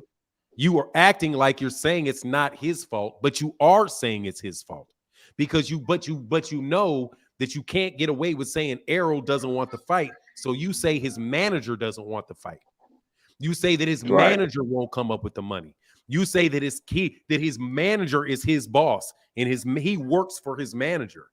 All of that stuff is an indirect attack on Errol Spence Jr. making that fight, because that is his team. You say they don't have money, but you tell me that you believe some mystery hedge fund can come up with $25 million, but they can't find the same people to do the type of business for the same fight. If Terence Crawford, Terence Crawford does not have $50 million. He's not earned $50 million in his entire career. So he doesn't have it. It came from somebody else. But you will believe that some mystery people anyway, they can be real. Man. You believe that Terence Crawford can go find that money, but Al Heyman can't? If you think Terence Crawford is that sophisticated a businessman that he can come up on a $50 million investment in the fight, but Al Heyman, who has literally put on the biggest pay-per-view events in the history of boxing, cannot find the same people?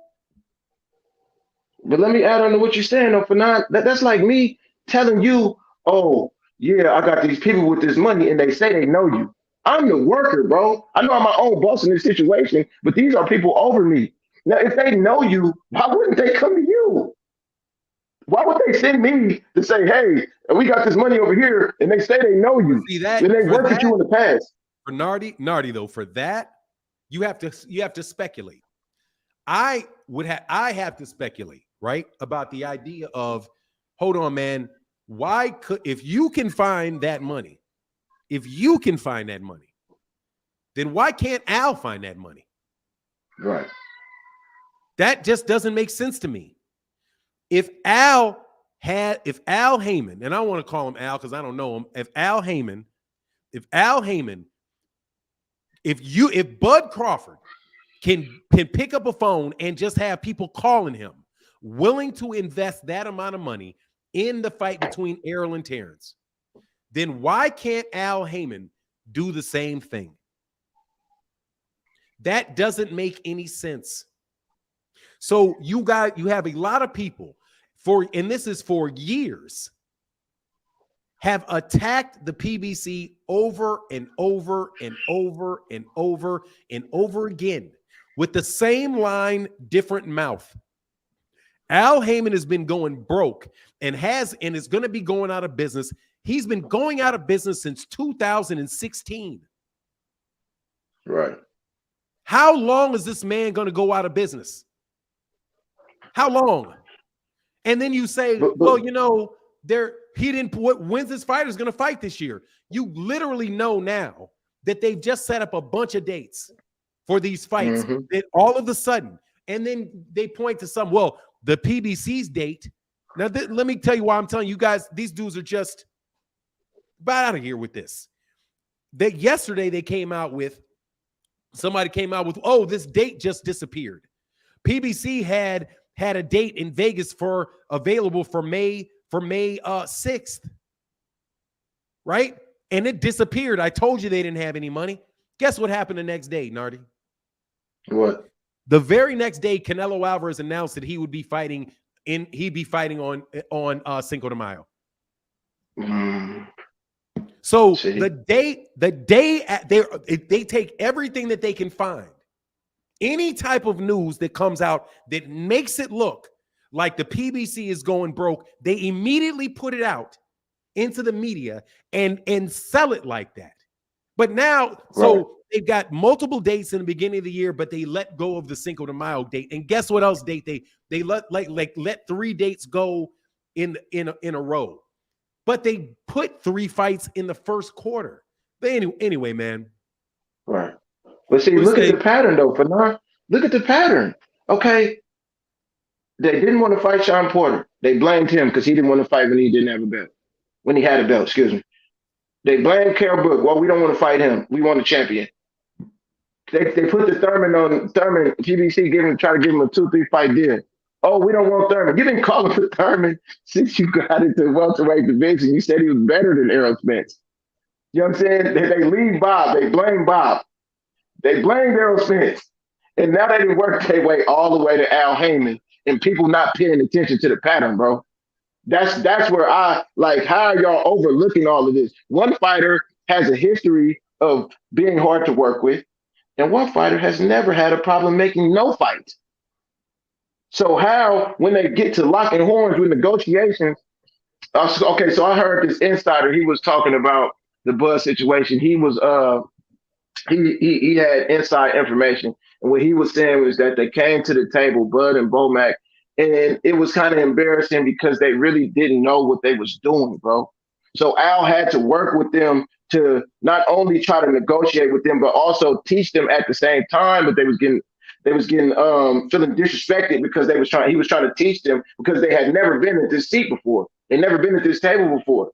You know what I'm saying? He went from asking for 20-some million to 15, and then the man said, he told them 15 million, and he just stopped answering the phone. Said, if y'all don't give me 15 million, I don't even want to talk no more. You know what I'm saying? It's just so much stuff that go into this shit, bro. I just don't understand how you could. The real Terence Crawford fans I know, they don't have no excuses for him right now.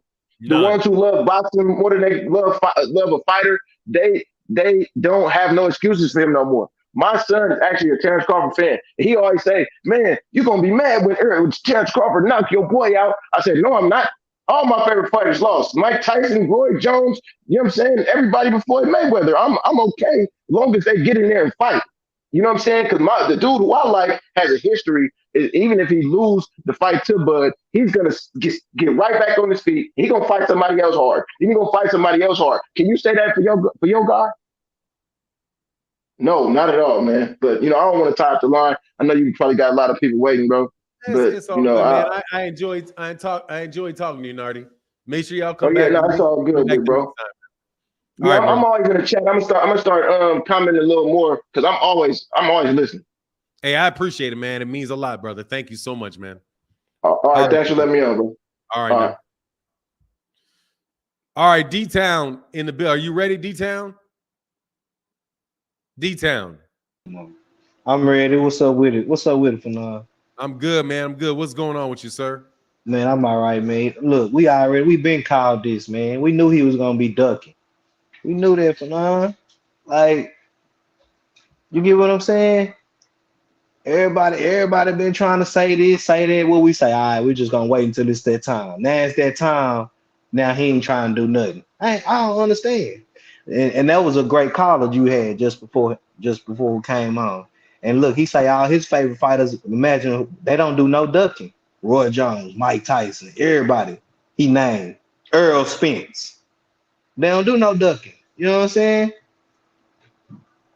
It's just weird that people really trying to justify this man's actions. Like they don't see him really out here just tucking his tail, bro.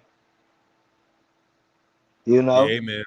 I look, man. My thing is, I appreciate what you're saying. I can't say whether the dude is scared of a fight, not scared of a fight. Like in the ring. There's nothing that I've seen in that area. However, this, like I saw what you said. Somebody said like we was gonna I blame boxing. I don't know who boxing is. That's what I'm saying. I've never met the dude. You know what I'm saying? It literally is somebody's decision not to fight. And to say that it's, oh, well, we're not going to believe, oh, it's neither fighter. No, it was a fighter. It was Bud Crawford. Because at the end of the day, Bud Crawford decided to go fight David Avancian in Nebraska, and not take the Errol Spence Jr. fight. And if that was Errol Spence Jr., there ain't nobody on that is. I doubt very much any of y'all would be doing anything but saying, "I told you that dude was a duck. He's been ducking for 5 years." It's silly, bro. Hey, and by the way, CEO Picasso said, when Bud wins, I'm coming through to laugh. Yeah, when he fights, tell him to take the fight, man. You out here reading the future. I don't have any doubt that the man is a good fighter, but he ducked the fight. I don't know, like, what you waiting on? We're going to be waiting for a while. But that ain't never been, but not to interrupt you, but that ain't never been the case, though. We always knew he was a good fighter. That's why we wanted him to fight Errol Spence. You get what I'm saying? Because it's about the best fighting the best. The Super Bowl, it's supposed to be the best team going against the best team. You get what I'm saying? Track and field, the fastest person. You get what I'm saying? In that heat, in that region, go through the USA. The best against the best. You get what I'm saying? So I don't understand why he really out here just, I don't know, just playing them games like that and then really trying to like make it seem like to the boxing fans like we don't see what he really doing or what's really going on. Like we just don't know personal, just street fighting codes. It's just one person want to fight, somebody don't want to fight. That's just what that was. You get what I'm saying? Yeah, absolutely. And John Holt say, stop playing like Bud should take a super pay cut. Dude, he took a pay cut to fight Avancian. That's what I'm saying. And he ain't really even took no pay cut though. It was at first they don't want to do it. Brother, they don't want to do it in Texas. You get what I'm saying? Watch my words. I'm telling you. See, I'm waiting. You guys to play. You feel like he took a pay cut? Watch when his actual purse comes out. Watch when his actual purse comes out. So what you mean by pay cut when you say he took one? I'm gonna tell you this: that what he wrote, that there ain't no chance in this. I don't believe, but we will see because I will pay attention. Let me finish. What he actually winds up making against David Avancian. If he winds up when his purse comes out and that purse says something like 30, when that purse comes out and says something like $5 million, then you're going to tell me that $5 million is more money than he would have gotten getting 35% of the pay-per-view for a fight with Errol Spence Jr. Bro, yes. Yeah, and that's fact. That you're right. No, I don't believe that for nothing. Come on, bro. Hold on, John Holt. First of all, John Holt, I'm gonna throw you out because you out here making stuff up. 80-20 split if they make their money back. If then it's not an 80-20 split. It's an 80-20 split between the fighters. It's not an 80-20 split between Terence and Errol. No, it is if they get their money back, they will get 80% of the pay-per-view after the costs associated with the pay-per-view, which means that he would probably get somewhere around 40% of a pay-per-view that is not going to do. Let me do the math for you, partner. This pay-per-view. Please do the math for him. This pay-per-view is going to do about 20,000 pay-per-view buys. Tops. I'll go to 50. Ain't no way it's getting to 100. Say it does 50,000 pay-per-view buys times $40 that they're charging. That's $2 million. That's $2 million in total pay-per-views. 80% of $2 million is $1.6 million divided by 2. If they split it, it's $800,000 he's going to get in the pay-per-views. That's $800,000 you get out of pay-per-view. If he winds up getting $3 million in a guarantee, which is much more realistic, that's $3.8 million. If he got 10, that's $10.8 million. If they sell 600,000 pay-per-views at $80 a pop for Errol Spence Jr., that is $48 million times 0.9 equals, excuse me. Hold on, let me do that again because I missed something. 48. I'm going to do it again. So say 600,000 pay-per-views times 60, $80 times $80 is 48 million times 0.9, 90% of that is 43 million. And then you times that by 0.35 times what he would have got, 0.35 equals. That's $15.2 million, $15.12 million just off of the pay-per-view, not including the gates, not including the concessions. That is significantly more money than he's going to get fighting David Avancian. And any of you idiots out there that are trying, that actually would have let you convince you, actually be convinced, let somebody convince you that somebody is going to pay him more money for David Avancian than he would have got for Errol Spence Jr., you're an idiot. Just off cuff, you're an idiot. That is just off of 600,000. What if it does 800,000? What if it does 1 million? Of course, he was going to get more money for Errol Spence Jr. than he's going to get for David Avancian. The only reason that you believe otherwise is because rumors that are flying around about how much money he's going to get up front. Up front. Whatever, bro. Excuse me for not believing it, bro. And then Jeffrey Brooks in that super chat said, this is all set up by design. They're building up the fight for 2020-23. They never had plans on fighting this year. That's why Errol hasn't moved up to 154 like he said. Y'all got to read between the lines. You think Errol Spence Jr. did all of this on purpose? Jeffrey Brooks. You think Errol Spence Jr. did that? That he intended not to fight him. So that's what I'm saying. You're framing Errol and trying to give Errol responsibility for this. If you believe any of that word right there, it was all set up by design. Errol was in on it. How could you listen to anybody that would tell you that, Errol was in on it? He meant it the whole time. They're just, Errol and Terence are on the phone every day just saying, ha, ha, ha, let's just play games with everybody, man.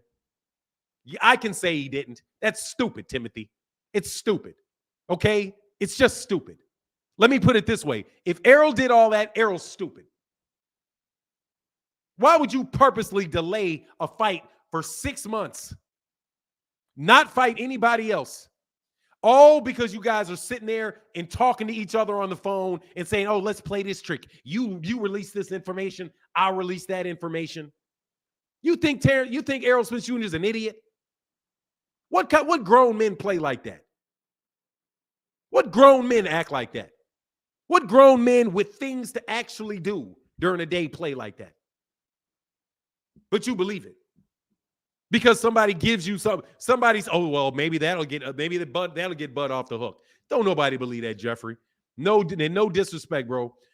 He said nobody's blaming one person in particular. It's a PBC. Come on, that's blaming Errol. Jeffrey Brooks, that's blaming Errol.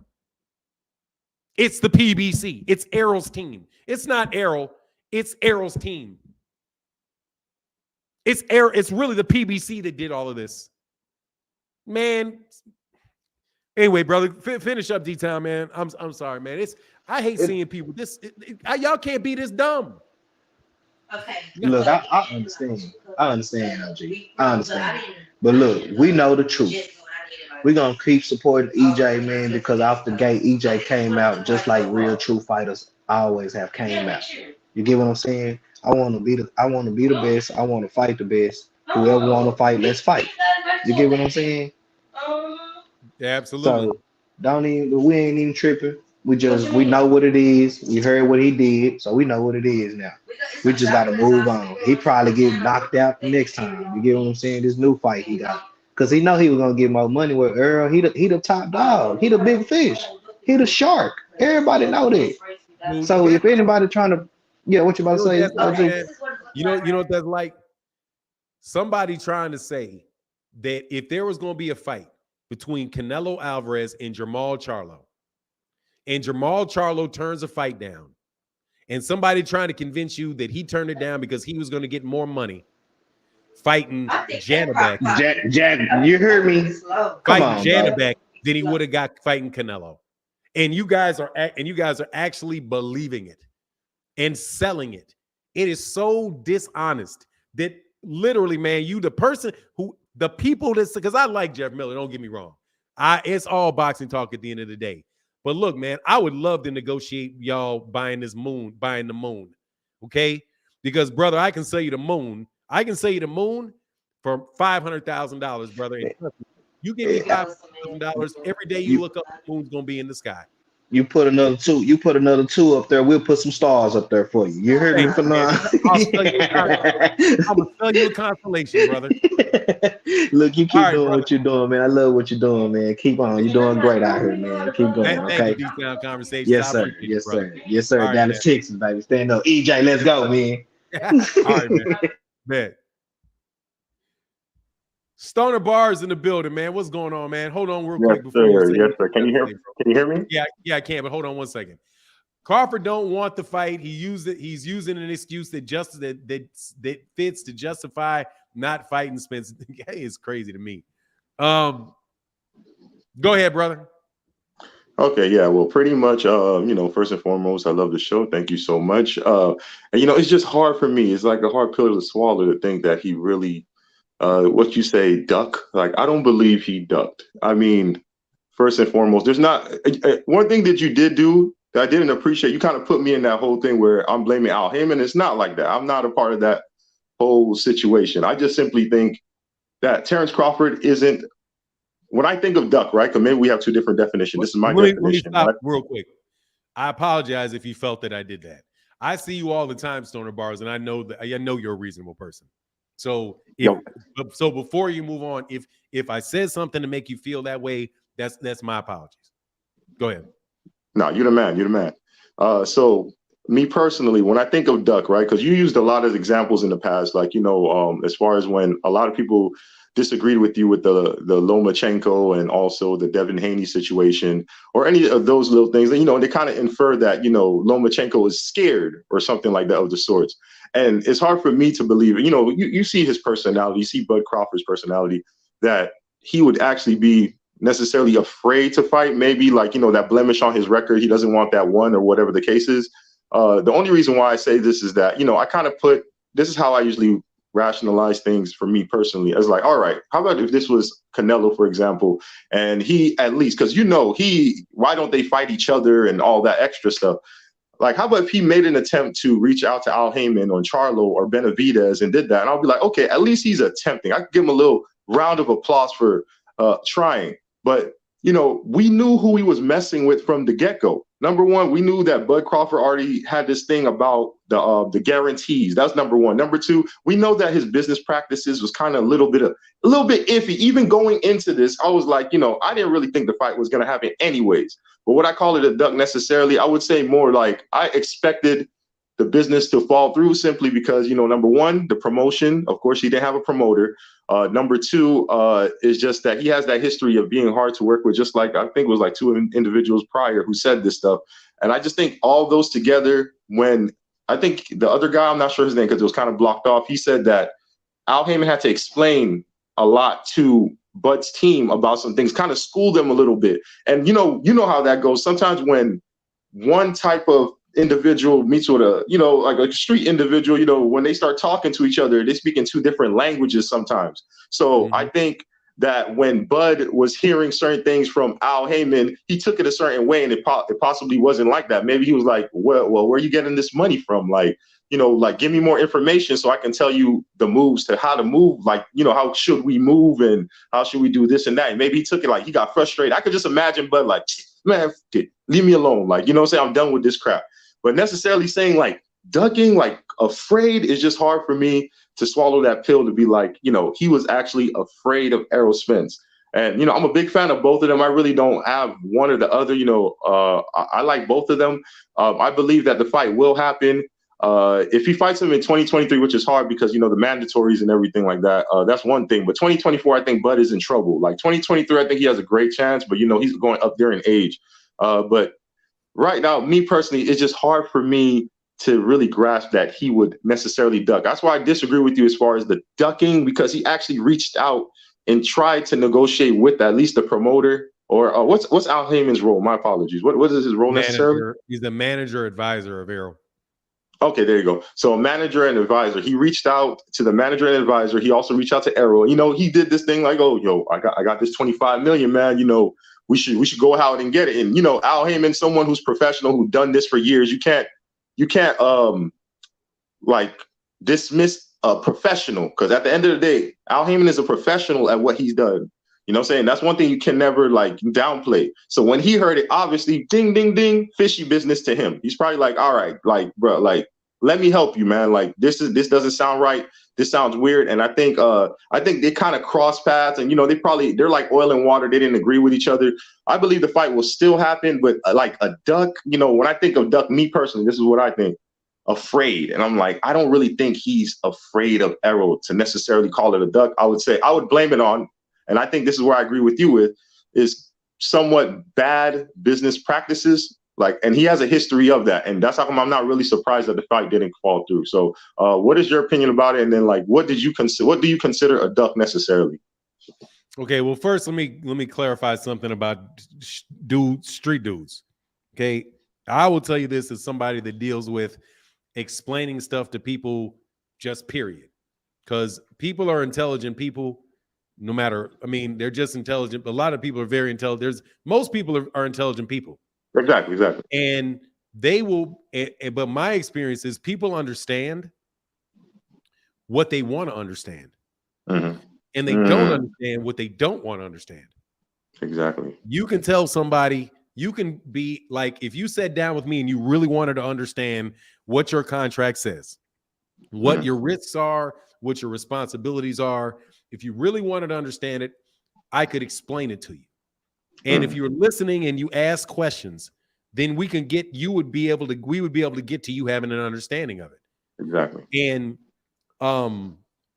now, as far as like the tax implications of things and why you should make certain decisions about it, right? Then if you talk to somebody, most people that are tax people should be able to get it to the point. If you listen and you ask enough questions, you will understand it. Okay. So as far as Bud, but as far as what you asked for, what is a duck? A duck is, to me, the simplest way that I can explain it is when you have a responsibility to fight someone and an opportunity to do so, and you don't take it. As far as a champion, like in this scenario, unlike the Devin Haney scenario, it is a unification fight. It is a unification fight that would create an undisputed champion. Right there. You have as a champion, claiming that you are a champion, claiming that you are the number one welterweight, and you've been the top welterweight since you got there, then you have a duty to prove it by getting in the ring with the guy that says he is the best guy in that division. And Bud, by making it very, very clear that that's not a priority to him, has ducked that responsibility to prove it. He wants to say that he is the best, but he did not want to prove that he was the best. And the reason why I say he did not want to prove it is because he had an opportunity to do so. And then all of the explanations that he's giving about why he didn't do it are all related to money or the timing of the fight. Like, I want to fight, in December. I didn't want to wait till February. So, Errol, you go fight somebody else, I fight somebody, and then maybe we'll come back around to it later. Right? He tries to buy the fight and bring a scenario where he could buy the fight from Errol Spence Jr., where full well that Errol and Al Heyman of them are going to tell him no when you ask it. So to me, if he wanted that fight, he would have, and he had agreed to all the terms like his team said they did, he would have then went on ahead and signed the contract, and he would be fighting in February. But he said no. And there's a bunch of reasons that contradicted. Errol never really wanted to fight. Al really didn't want the fight. I accepted all the terms, but you were yet at the same time, you were negotiating for another fight at the same time. So there was always a chance that these guys would make a better offer to Terence than they made, then they would make a better offer to Terence than the PBC did. And they never gave the PBC any opportunity to know what the other people were offering. He just went with the other offer. So it wasn't like he was negotiating between two different people. He was only really truly negotiating with Black Prime, is what it looks like to me. Because if he was saying, hey, man, I want to make sure that I get the most money that I can get, then it would have made sense that he would have said, hey, look, this is what Black Prime is offering me. Can you beat it? But he never told him about it, never gave him an opportunity. What we call it is the fight right of first refusal, right? And you can get that written into different types of agreements where you say, hey, look, man, I want the right of first refusal. Well, what is the right of first refusal? The right of first refusal is that if you get a better offer, then I have the right to match it, right? That's what Devin Haney had with had in his deal with DAZN. If DAZN wanted to, if somebody ever offered Devin Haney more money for a fight than DAZN did, DAZN always had the right to say, okay, I'll match it. What Terence Crawford did not do is ever give the PBC the opportunity to match that offer. So for me, somebody that's been experienced in negotiations, that's telling me that you never truly wanted to go to the PBC. You wanted to go to BLK Prime. That's why you gave BLK Prime the right to match and beat offers that they knew about when you didn't do that with the PBC. So just how the negotiation goes tells me he wanted to do business with somebody other than the PBC. Because number one, he brought a deal and tried to buy it away from the PBC. And then when that didn't work, he's pretty much immediately started negotiating with BLK Prime and let BLK Prime know what he was getting from the PBC. And how do we know that? Because of all the details that leaked. The no guarantee that leaked. The 35% of the net that leaked. All of that leaked to somebody that was working with Black Prime. So why didn't the Black Prime deal leak to anybody with the PBC? Why didn't the PBC ever find out, oh, whoa, you're getting X amount of money for a fight on this day from to fight Advancian? Why didn't they know that? Because nobody ever told the PBC that, ever. Bud was not, but the only person that Bud negotiated with truly was BLK Prime, because they were the only ones to get the right to match the other person's offer. That's why I say he ducked, because he avoided a fight that he should be making, because that's undisputed. Let's not write off undisputed. Bud says, well, I don't care about undisputed. Well, if you don't care about undisputed, then you don't care about being the top guy in the division. Why? Because I've already been the top guy at 140, but you still run around saying that you're the best guy, but you don't want to fight this guy for whatever reason. But if he wanted to, if he really, really wanted to do it, he could have said, look, man, I got this offer from BLK Prime, and they're going to do it on December, and they want to be able to do it on December 10th in Nebraska. Can you beat this deal? But they didn't do it. They didn't even tell him. As a matter of fact, they found out about it without Bud ever even telling him that he had already taken the deal. Bud took the deal without ever telling the PBC about it, and had the PBC sitting there with an offer that they said that they thought that they were going to accept. That is him misleading the PBC. Misleading the PBC.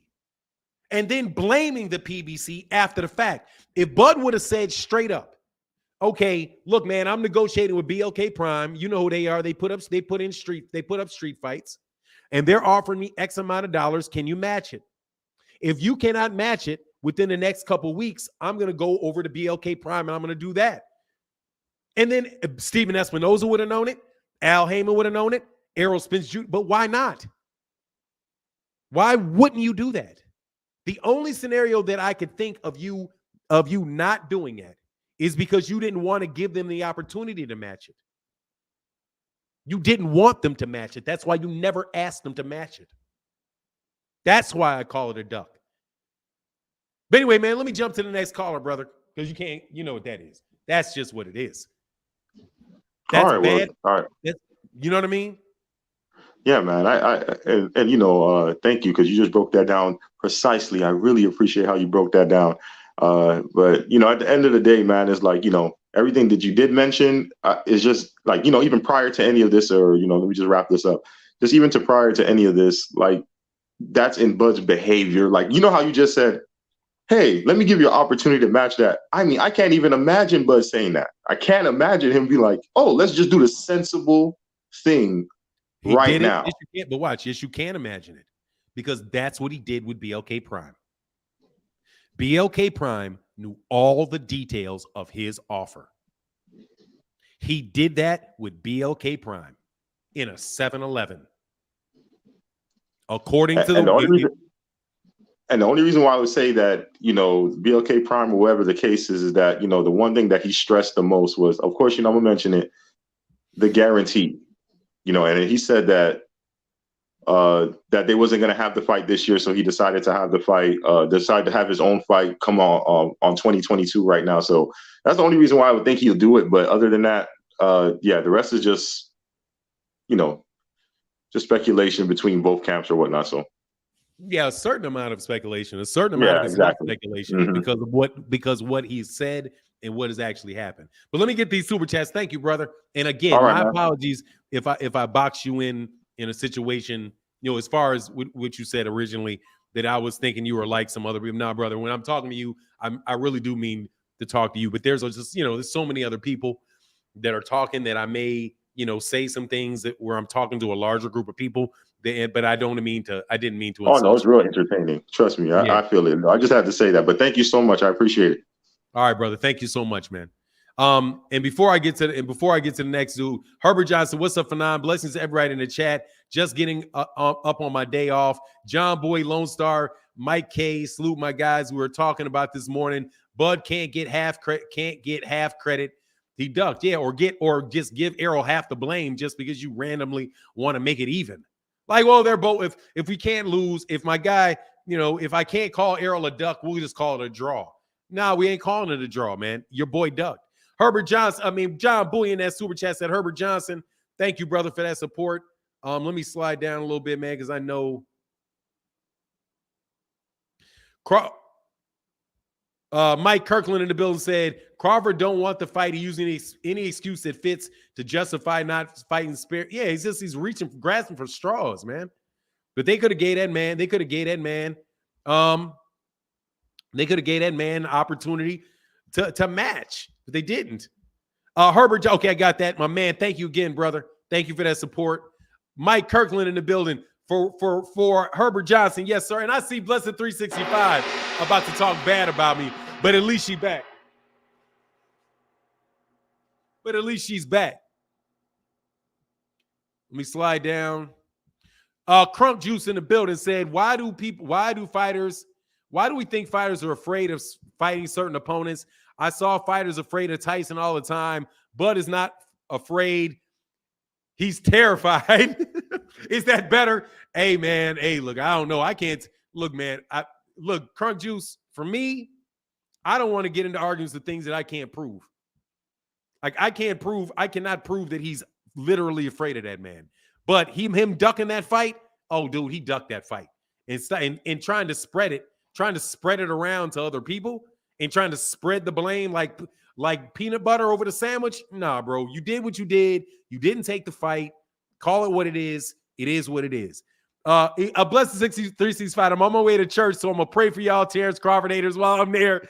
Fix it, Jesus. Thank you, blessed 365. Thank you for that support. Really does mean a lot, man. Dude, Jeffrey Brooks said, my guy said, hey, match the offer for what? They already turned down $50 million, so they need to match anything. So why do they need to match anything? You changing the subject. Why do they need to match something? They don't have to match it. If they say I don't match it, then you go take the other fight. That's easy. You say, hey, this is what I'm going to do. I got a better offer. Can you match it? That's what you would do if you wanted the fight. But if you don't want the fights, you don't match it. You just take what you're happy from the person that gave it to you because of other things being better, like it being an easy fight. And you can guarantee to move on to the next fight. Because, that Terence Arrow will be there for the next fight. Don't worry, I'm going to get this money, and then I'm going to come back around for it. But anyway, that's my thoughts on it. Let me go through these last several dudes, and then, Saturday, Sunday calls. Jeffrey Brooks said, oh, no, I'm sorry. What's going on to my man, Rick Timms the third? I saw you too, by the way. I saw you, right?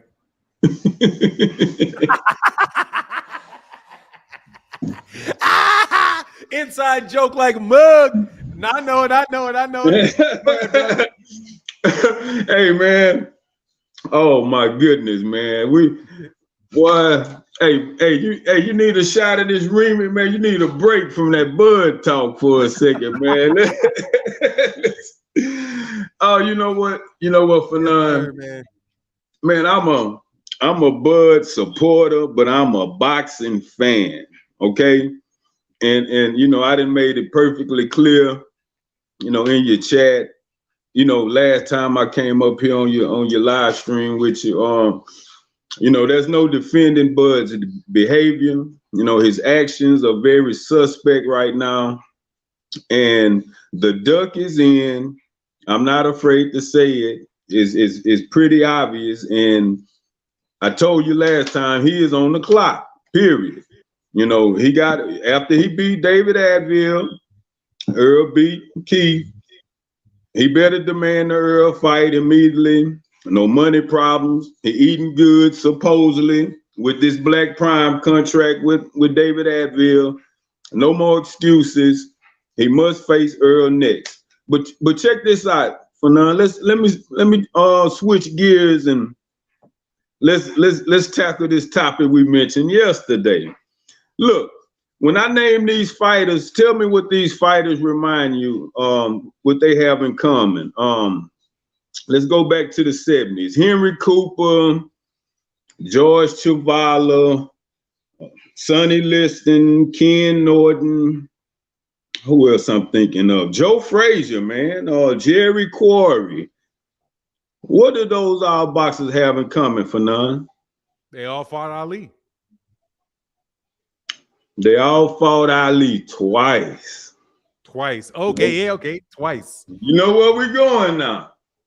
So when you say Ali didn't duck George, and I say he did duck George, why didn't he fight George the second time, Fanon? And I'm gonna tell you about some audio that I heard. Why is not a duck to you? Why it isn't a duck to me? Mm-hmm. Knocked him out the first time. He didn't have to fight Floyd Patterson twice. He didn't have to fight Sonny Liston twice. He didn't have to fight George Chavala twice, unless maybe they were the number one contenders at the time, because back in there in boxing, when you became the number one contender, that's when you get the shot at the championship. So I don't know what, off the top of my head, I don't know what George Foreman's ranking was at that time. However, let's go look at George Foreman's record and see when he took that last L, because he took one after that. And George Foreman retired. Not at 77. Yeah. Yeah. So there you after that Jimmy Young fight. Hold on one second. Let me get it. Hold on. George Foreman. God dog, he had a lot of fights later on. Yep, then he fought Ron Lyle, Joe Frazier, Scott Ledoux. Who did Ali fight? So he lost to Ali in 74. Ali.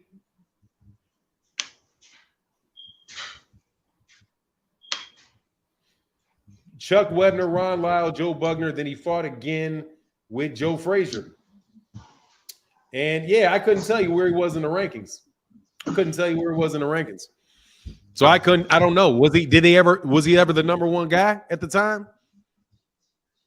Well, he still was had that only one loss to Ali before Jimmy Young. He lost in Puerto Rico when he took that 10-year hiatus.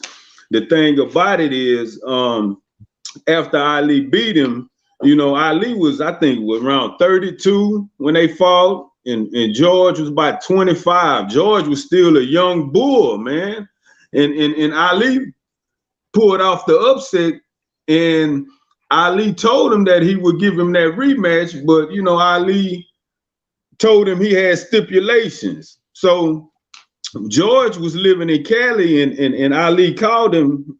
George told us this story here in Houston. He's a pastor at a church, so he tell a lot of these personal stories. Now he mentioned how Ali called him and like, yeah, George, I hear you want the rematch, but if you want the rematch, you gotta get Dick Sadler back in your corner. And he like, man, Dick Sadler won't work in my corner again, because George didn't want to deal with him anymore after the Ali fight, because he felt like he never gave him any pointers, didn't tell him how to adjust anything, just keep going at them, just burn yourself out. You hurt him, get him, and it backfired on him. So in a nutshell, Ali was giving him the runaround. So look, in 75, Ali was here in Houston doing like some little promotional event, and he was not getting back with George as far as negotiating about the rematch. So for none, George Foreman crashed the event like a thug, and the audio is still out there that you can hear when George, you can hear Ali like, hey man, what's up, big fella? George like, no, don't MF big fella me, man. What's up on that rematch? I'm tired of you playing games and you here in my city now. You ain't finna be in my city and you gonna be ignoring me about this rematch. And Ali like, hold on, big fella, we gonna get the rematch, just calm down. And George and his goons didn't calm down for none. They tore up the place. I mean, HPD had to come save them. The event got shut down. You could hear the ruckus. So in the long run, man, the same ironic thing is them Fifth Ward goons who killed this rapper Takeoff are the same Fifth Ward goons that was with George Foreman back in 75, because that's where Foreman from, George Foreman from Fifth Ward.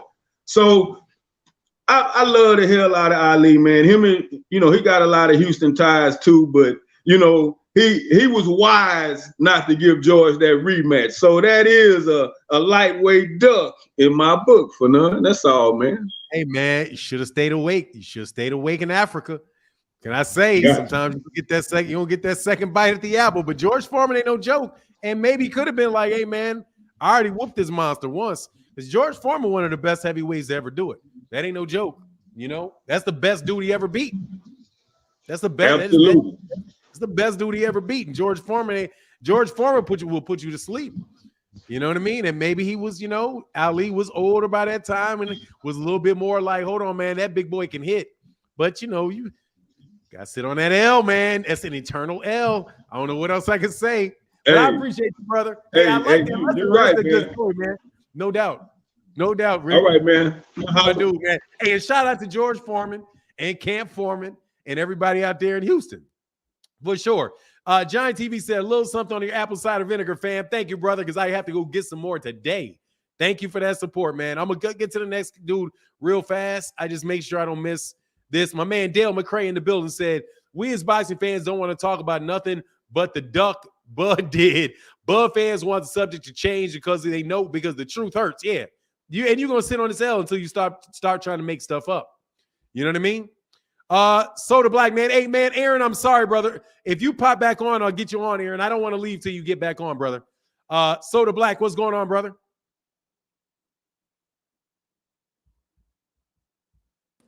Yo. Soda, you on mute. Okay, go ahead. You're not on mute. What's going on, Soda? Yo, peace, OG. Just wanted to, show some love, man. Say what's up to everybody. What's good, man? All the locals, John Boy, Mike Kirkland, Terry Smoot, everybody, man. It's a lot of locals around here, man. I feel like I'm, walking through a neighborhood when I come to your channel, man. I see everybody. That's what's up, man. We got a good community, man, for sure. Yes, sir. I agree. I just want to, just touch on a couple things. It ain't really, too much as far as like debate or something like that. So long story short, with this whole Bud situation, as far as him ducking, the reason at first I was on the edge too, like, he's not ducking. It's just, business, bad business at that. But I came to a realization that it is a duck for the simple fact that had he never agreed to the terms, he could have did anything he want, and we could have said anything he want, but that wouldn't have made it a fact. The fact that he agreed to the terms and didn't go through with it, that's where the duck comes in. If I loan you $100 for none, and you're calling me about your $100, and that's another thing too. People keep saying that you're saying that Bud is scared. No one's saying he's scared. You don't have to be scared to duck. Just like I said, if I was loaning you $100 and you're calling me about your $100 and I'm not picking up, that don't mean I'm scared of you. That just mean, you ain't getting your money today, So long story short, that's the same scenario with this. He's not scared of Earl. It's just, hey, you're not getting this fight today. I know I told you what I was, gonna do and such, and I didn't come through with it. It makes him look bad.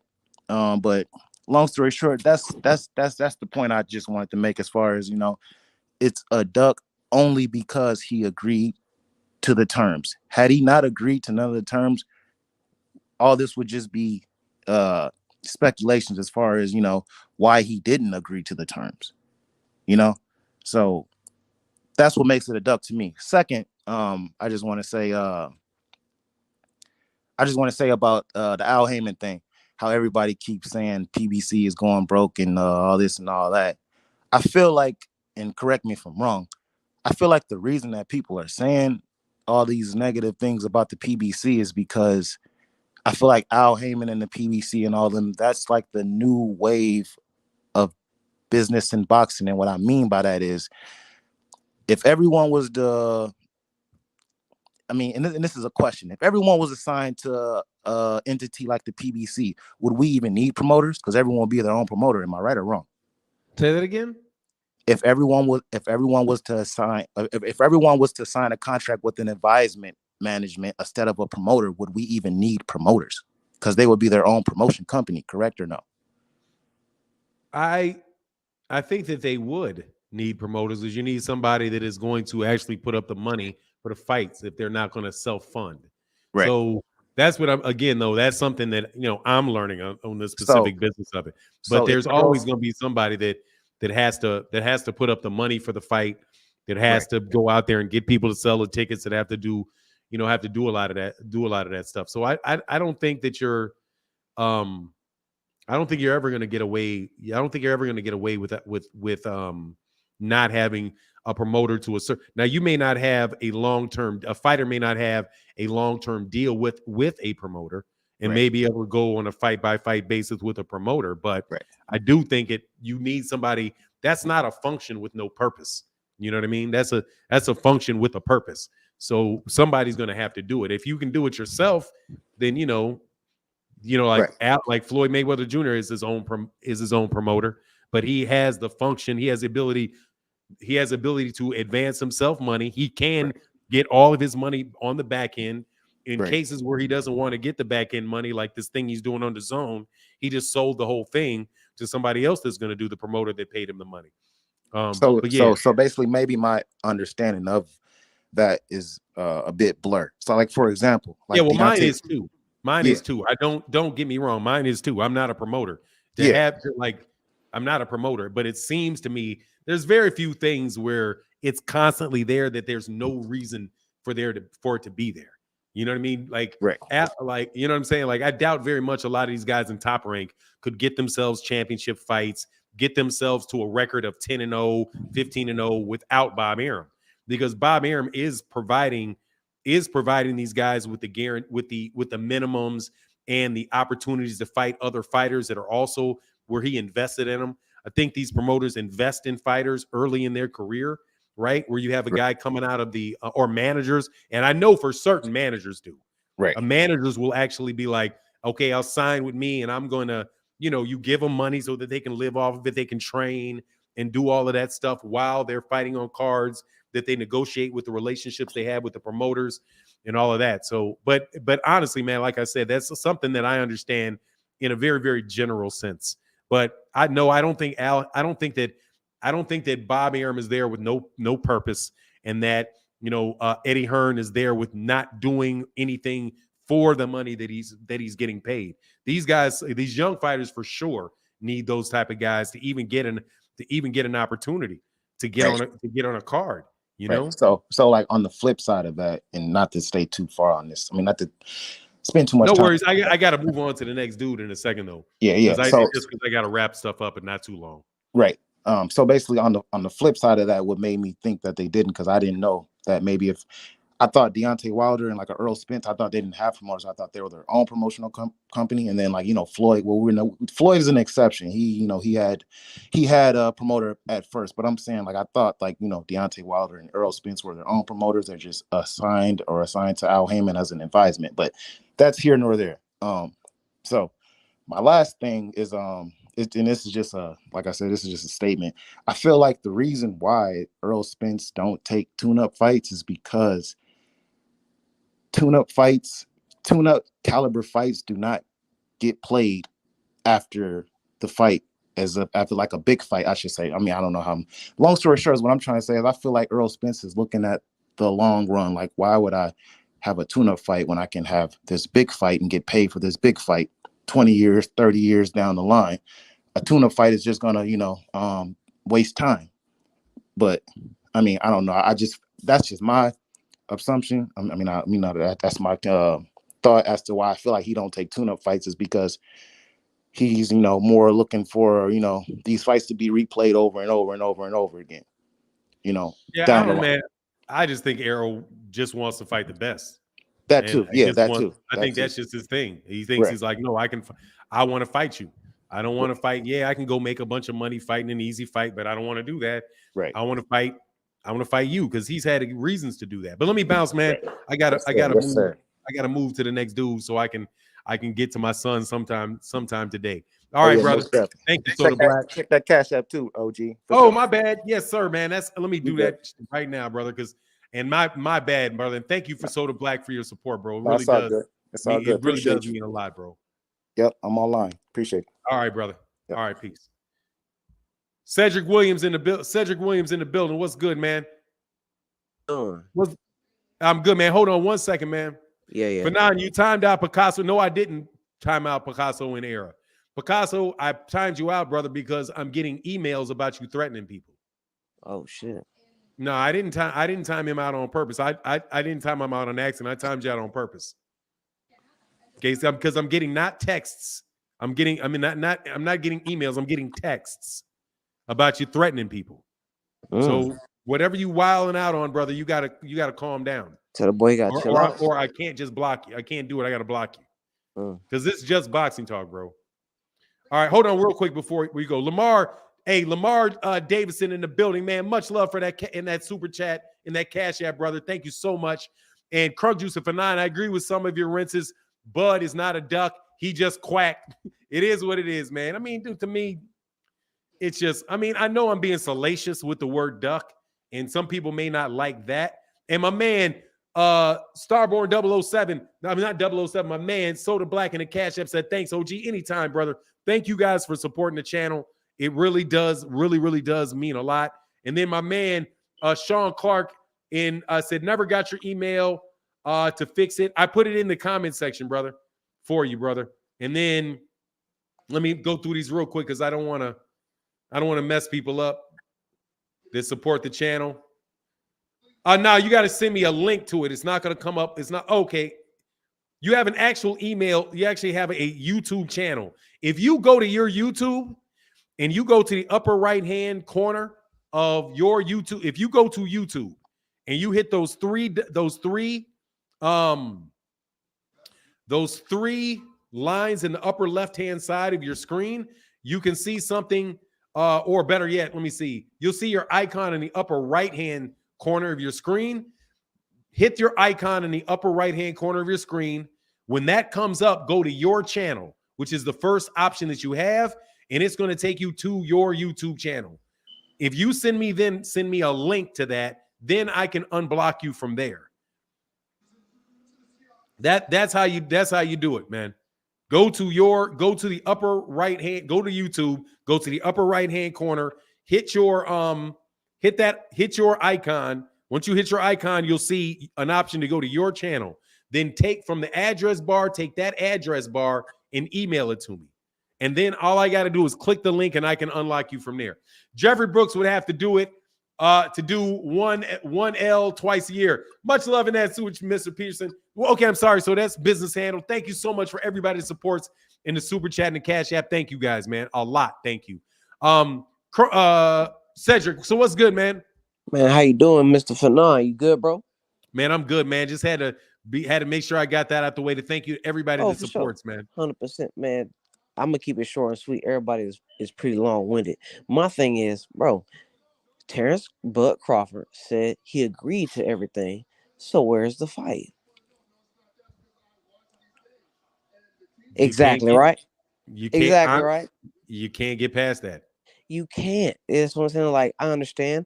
We got, people got to take a little bit of emotions out of everything, right? We got to take emotions out of it. We got to take, oh, that's my favorite fighter. Take it out of that. Hey, he said to whoever, and he said it on his IG live, I agreed to everything. I agreed to everything. Well, Terence, if you agreed to everything, where is the fight, brother? Exactly. So you didn't agree to everything. Exactly, sir. Yeah. And like I said, man, I don't want to. I know you got a lot of other people want to talk, but that's my thing. It's like I love to talk. We can talk about it all day, but at the end of the day, he said that he agreed to everything. But where is the fight, Terence? With Dave Avancian, who he actually agreed to fight. Exactly. Yes, sir. But hey, man, you know what time it is, man. Hey, have a good one, man. I appreciate you. Hey, man, anytime, brother. Thank you. Come on back, man. That was short, sweet, and right to the point, man. Yes, sir. All right, man. Get back with you. Mr. Muhammad, your picture's not showing up for some reason. Are you there? Aaron, I'm going to get that. I'm going to put the link back there for you. Oh, there you go. Now you're there. Hey, man. This is good stuff, man. What I wanted to say a little bit earlier is this is a really good opportunity, man, for people who are true fight fans to understand things, maybe to come in the future, because there were so many things that muddied the waters.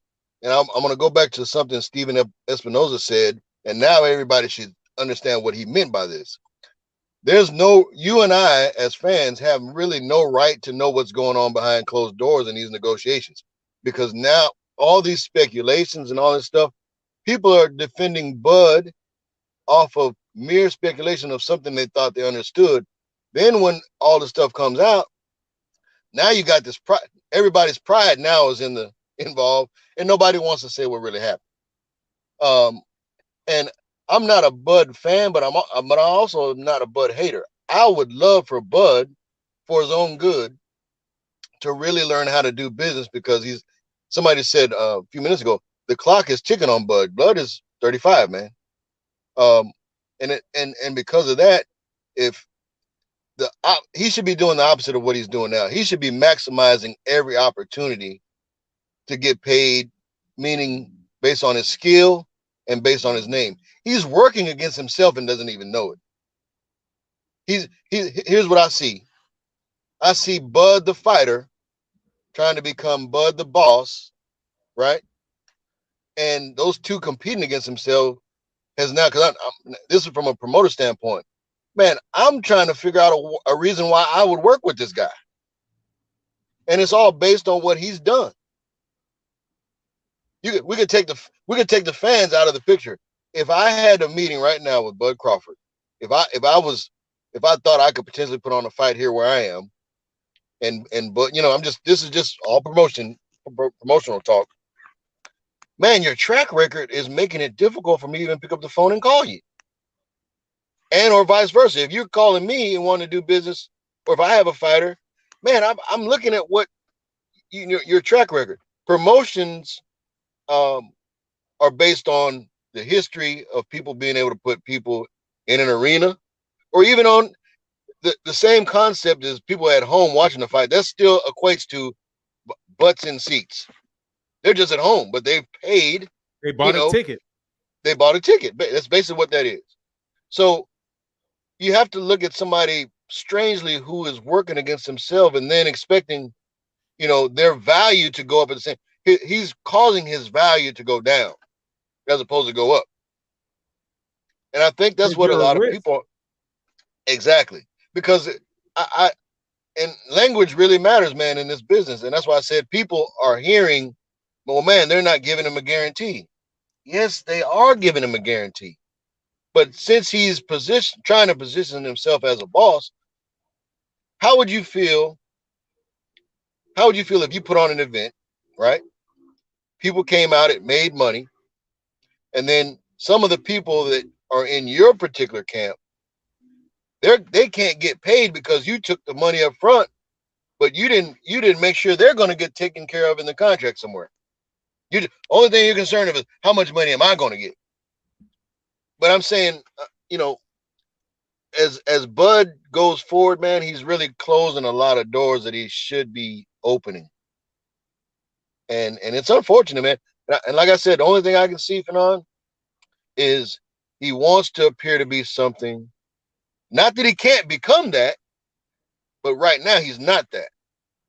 And I think you said this. I think you said he should make up with Bob Arum and let Bob help him going forward, man. Because I'm telling you, I'm not hoping or wishing that this fight with Vincian doesn't happen. But man, I can't see it, man. And again, what does that fight do for his value going forward? It's not taking it up. Man. It's killing it. Like, dude, like, first of all, like you negotiate with somebody and you pour out a whole bunch of information about the negotiation where they know it's not coming from anybody but you.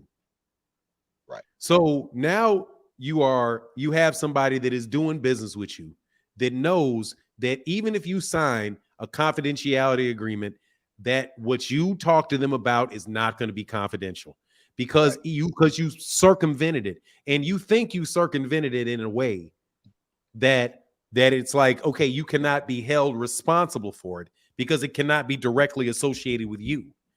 But anybody with a brain knows where that came from. You literally gave the name of the lawyer, of Al Heyman's lawyer that was reviewing the contract for him. Who would know the name of that but somebody that sent him the contract?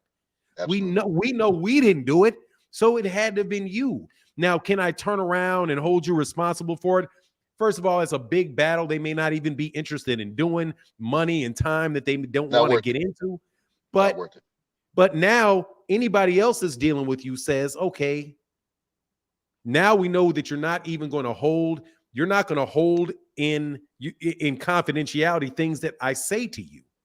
So that makes it difficult to even work with you. Like if you were going to share something that you may not want other people to know, or just feeling like you can have confidence in that. Then to boot, you're literally out here talking about this man is homosexual and sleeping with Errol Spence, and you're muddying these dudes, calling them a slave master, and having people around you doing videos about how they're going broke and running their name into the mud. And at the same time, you're negotiating with somebody else for the fight.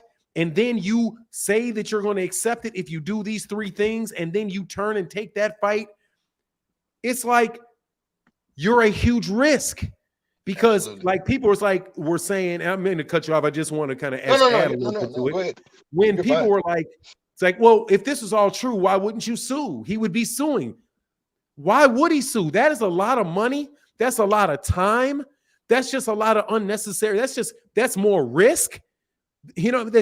But at the same time, you can say that doesn't mean that they're not sitting there like, man, you know, I really had this guy postponed.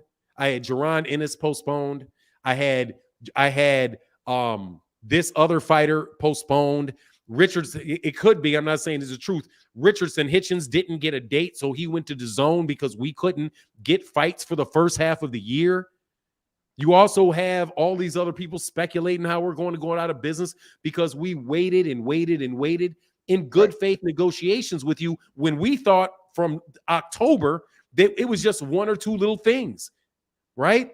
So for me, just adding on what you're saying, if you have somebody like you call for references in a job, and you'd be like, well, is this good? Should I hire this person? Well, you know, for certain reasons they can't really shoot at you because you may turn around and sue them. That's a separate issue. But if they were talking to him, just talking shop, right, and not like an official act, not officially asking for that, they may be like, look, man, the guy is really talented, but man, it's not worth your time.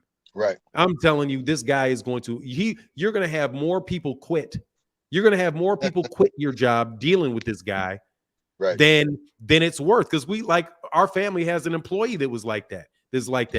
And it's like, look, man, this guy is such a jackass that yes, he is very talented at what he's doing, but he disrespects other people on the job so much that any other talented individual from the minute you hire him is going to be looking to get away from that guy. Right. So, yeah, go ahead, man. I didn't mean to. But let me just come real quick to Dale McCray. He said, we as boxing fans don't want to talk about nothing but the duck Bud did. Bud fans want the subject to change because the truth hurts. Yeah, I did read that, Dale McCray, but you're right. And Dale McCray said, I love your channel. Read my last super chat. Thank you, brother. I did that. So go ahead, Aaron. I'm sorry for cutting you off. I just wanted to. No, man. No. And I'm gonna, I want to kind of end what I'm gonna say on that same point, because I'm a person I am not a fan. I'm gonna just say it like that. I have never been a fan of Bob Arum in no form, shape, or fashion. But I cannot deny that what the man was saying, as far as how it is working with Bud, and that I can see him losing a boatload of money if he was continuously putting money in Bud's pocket as a upfront guarantee on any of his fights, because this guy doesn't want to earn what he's worth. I mean, come on, man. If the guy says he won't promote his fights, nowadays, how hard is it to promote a fight? It's almost like the only way you can't promote a fight is if you leave the country and nobody sees you, for 90 days, and you got a fight coming up. All he could just have a comment, the same thing Errol Spence is doing. Make a comment every now and then on Twitter. But the reason he doesn't have to do that is because he's got a team in place, and he's got a reputation that the reputation is going in the opposite direction. Everybody wants to work with Errol. You got muted a little bit. Bud's making it, nobody's going to want to work with him. Yeah. I mean, so, and last thing I want to say, I was the gentleman who couldn't understand that the bad faith dealing that Bud was doing by working a deal while this deal was going on with Errol. It's impossible not to see how that's not bad business. I mean, you have to just want to make an excuse for somebody, but there is no excuse for doing something like that unless what he said in a couple of interviews was true, which we find out it was not. If you're telling them, if it's been disclosed, hey man, look, here's a deadline I want to put in place for us to have this fight done, or I got to take another fight. That didn't happen. And so there's no way to say, oh, well, no, man, I think it's good business. He should have been working another deal at the same time. Okay, well, how are you asking for all this money then? If you're telling me you got another deal going on, then you can't come to me thinking you're going to get $20 million up front, and because now you're cutting into my budget to promote this fight. You go ask the other people for $20 million or whatever you want. Go get it from them. Because in the meantime, man, you're killing dates, you're killing the security of venues, and then this is the last thing I'm gonna say. Those that are saying that when Floyd came out and said, well, the fight's not happening this year. Yeah, because Bud is the one dragging it out. If he said it like this, and this ended it when Errol said, hey man, everything you asked me for, those last 3 things that you put out there in the atmosphere, they were all in the first 2 contracts. So all that says, man, Bud is either going to, and it's up to him. None of us can change Bud's mind. Bud has to either want to do business the right way or the slick way. Slick way brings his value down consistently. His value is going to drop every time he's opened his mouth right now. Is basically his value. He's killing his value. So, man, when he said that, man, like when he said that the things that you're asking for are already in the contract. I can't tell you how many times I've had that conversation. I have had that conversation with people. You are asking for something. First of all, you can be asking for something you don't need. Like for you to ask for, like for me, if you have a different experience in your profession than I do, if I was dealing with somebody and they wanted to pay me out of the net profit, right? I would not ask you to show me all of the money that you spend. I would ask you to set a goal to set a limit on how much you spend. If you are going to have a fight budget. So how much are you going to budget towards these things? If it is 10%, we'll agree on 10%. If it goes over 10%, I'm not responsible for anything above 10%. If it goes under 10% and you manage to come in at 6%, good job for you because you managed to earn yourself extra money. If I want to be tightwad about it, I would say 10%, not to exceed 10%. And if it exceeds 10%, and if it is less than 10%, right? If it's less than 10%, you can tell me what your percentage cost was and you can pay me from your percentage of cost. But the last thing that I would ask you to do is to give me approval over everything that you spend before you can negotiate, before you can hire somebody, an undercard fighter. I need to know how much you're paying for him, and I have to have the right to sign off on that. Before you hire a camera crew to film a promo, I need for you to send me the contract so I can read the contract, and therefore I will agree to whether number one, whether or not you can hire that person, regardless of the price, or what price point you do it that at, which makes everything so much more onerous and time consuming for both you and the other person. So when they asked for that, and I didn't really, then that's when people were saying, like, you get people come to the chat and says, well, Fanon, you said he should just move on. That was the point at which I said, dude, right, you should probably just move on. Because if somebody is asking for approval of expenses, they don't expect you. First of all, they don't need it. Approval, they don't need it.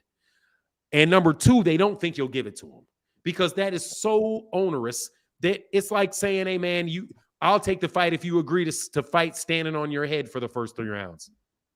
Like, no, you obviously don't, Yeah. I'm going to tell you what I think that was, Fanon. I think that was an attempt to learn how to structure a fight. He's trying to get information on how, if you don't have a vendor, because it was reported early on, and let me say this about BLK Prime. That's not something that I want to see fail. But the way they're going about it, the same way I said about Bud, the way they're going about it, they're destined to fail.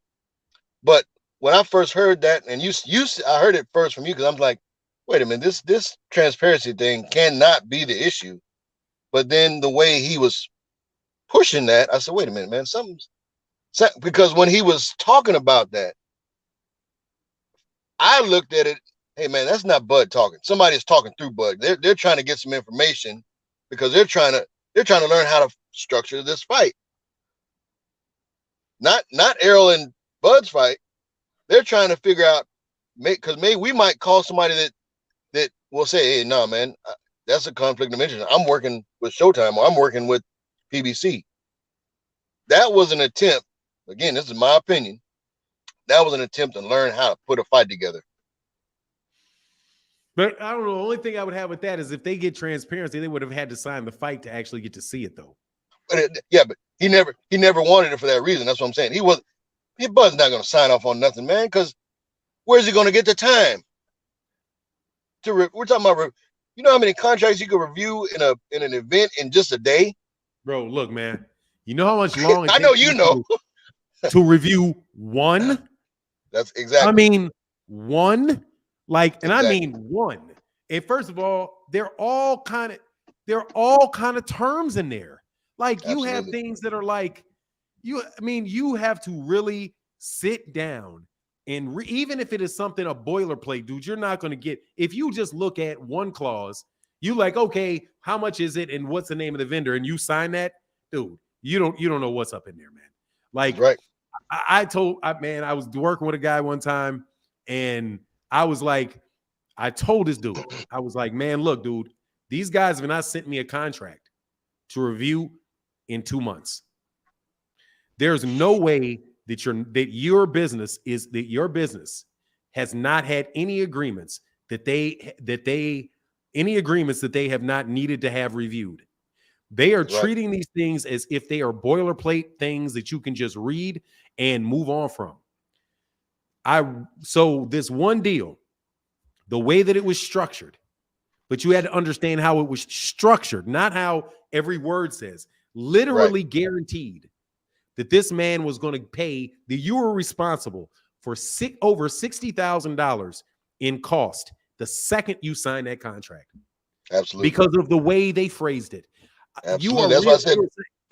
You are responsible for all of these. You are responsible for all of these costs immediately.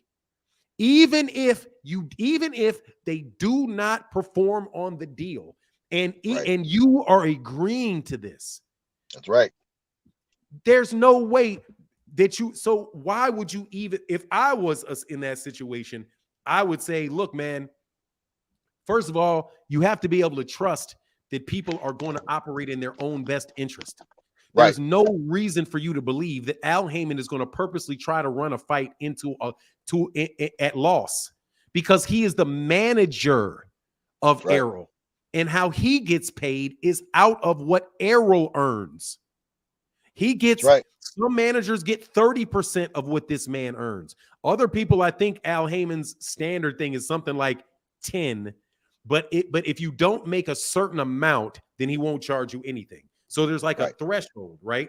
But knowing that Al Heyman gets paid off of how much money is actually earned by his fighter, it's not in his interest. It's not in his interest to run up costs unnecessarily, especially if his fighter is getting paid out of the net, and then he's going to get his fee, and he's going to get his fee out of that.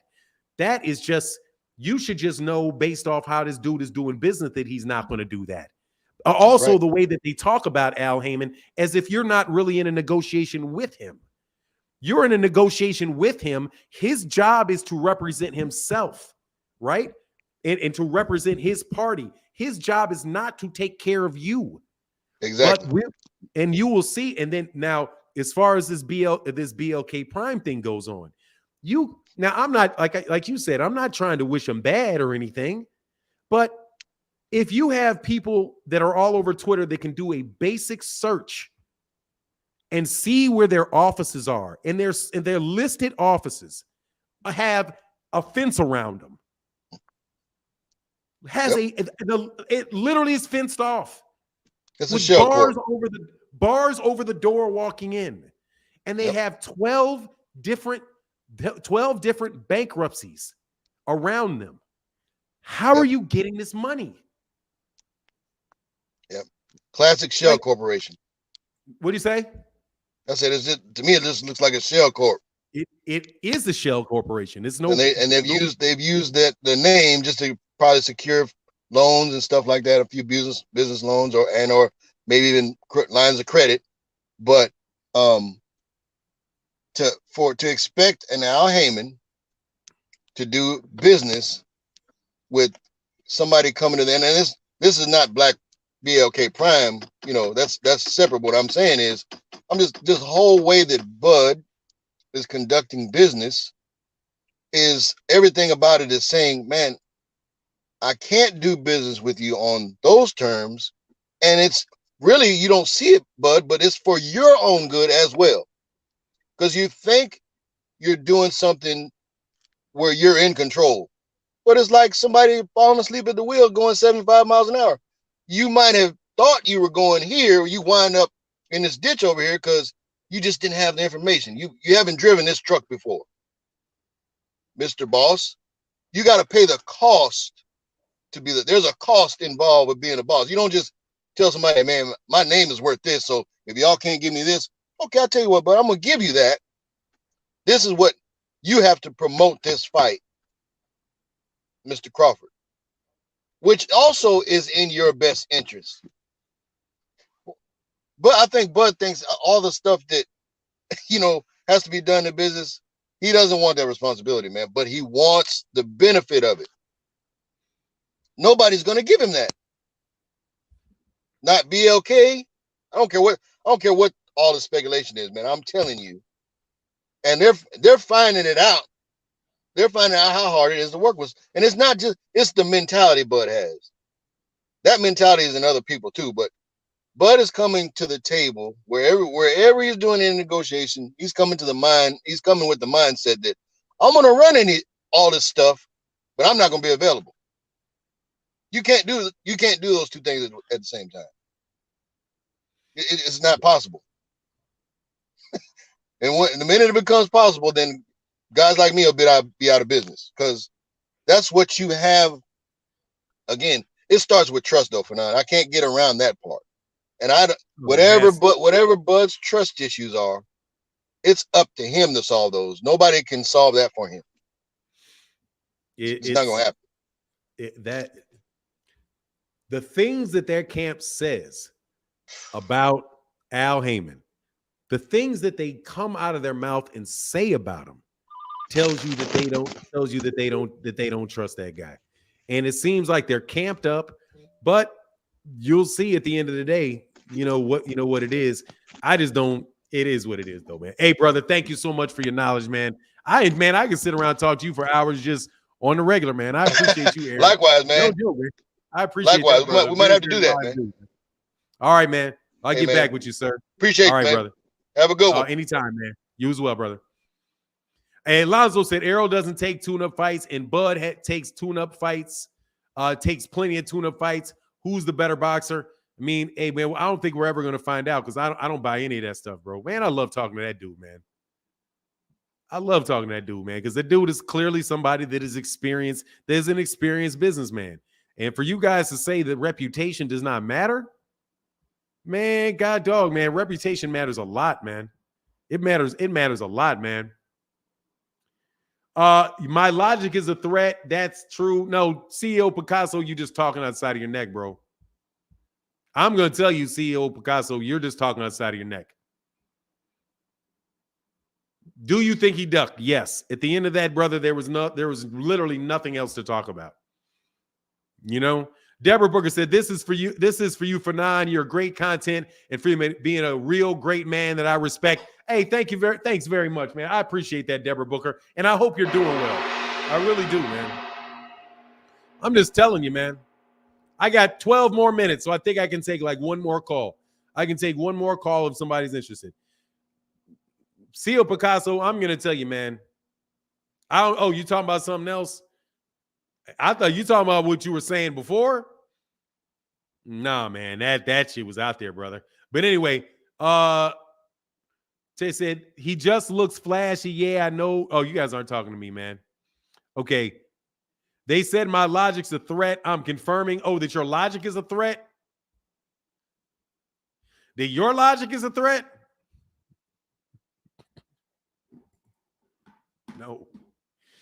No, I don't know, man. I don't know about all that.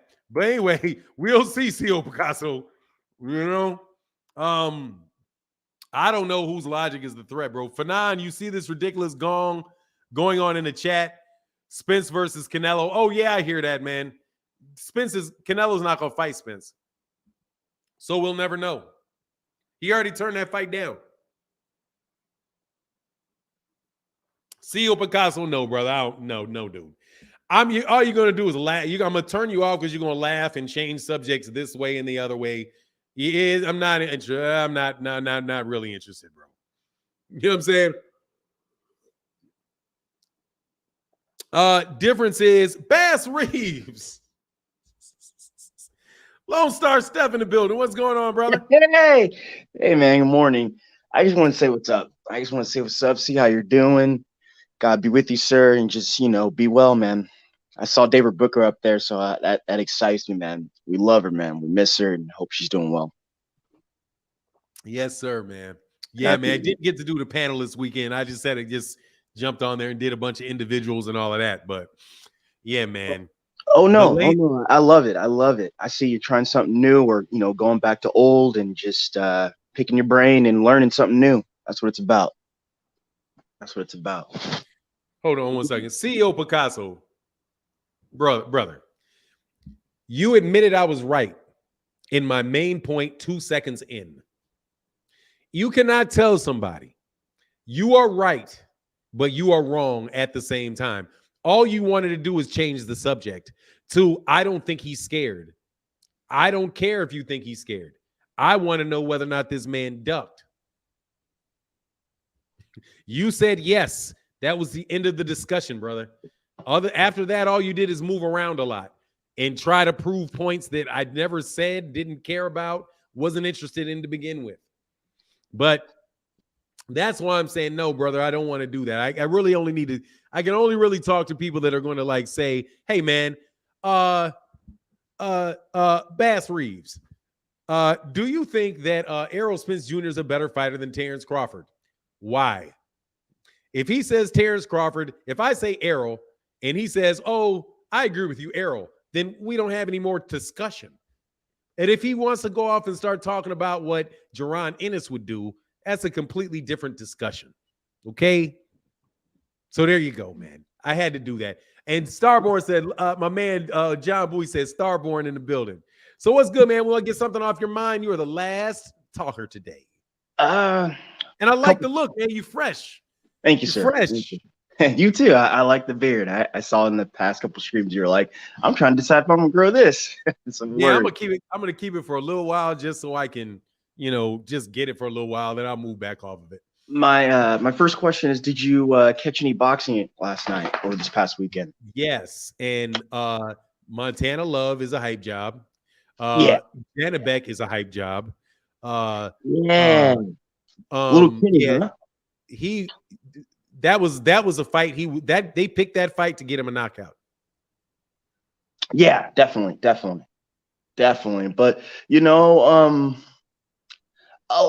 for me, a lot came out of that. Just he's a little chinny, and who is that? Montana Love? No, Jana Beck. Jana Beck chinny? Maybe I didn't watch it closely enough. To me, because all his feints and stuff wore off, and that if most people can take a punch, obviously, but he was a little wobbly there. Not wobbly, just if you hit him enough, he is gonna wobble a little bit. So, but it makes sense. What is he? 12-0, 13-0, something like that. Yeah. Yeah, he's got a while to grow. He needs 5-6 more fights to grow into it. At least his style, because he's everywhere to me, and he didn't have a jab. And then the super bad chick surprised me too. As much credit as people gave her, I did enjoy her fight. Just she got hit a lot. It just when people are missing a jab to me or won't set up their punches, I'm just like, what are we doing? You're just out there throwing hands, man. That reminds me of me putting on a hockey helmet as a kid and duking it out with friends in the front yard. So I'm just like, dog, y'all need to learn how to box. But I did like her body punches, very old school stuff. And then just to end it, man, I ain't gonna lie to y'all, man. I am a little shocked about this whole Terence Crawford stuff. Like I said on past panels, man, I gave up once Coppinger decided that when he reported what he reported over a month ago, that he was going to be fighting David.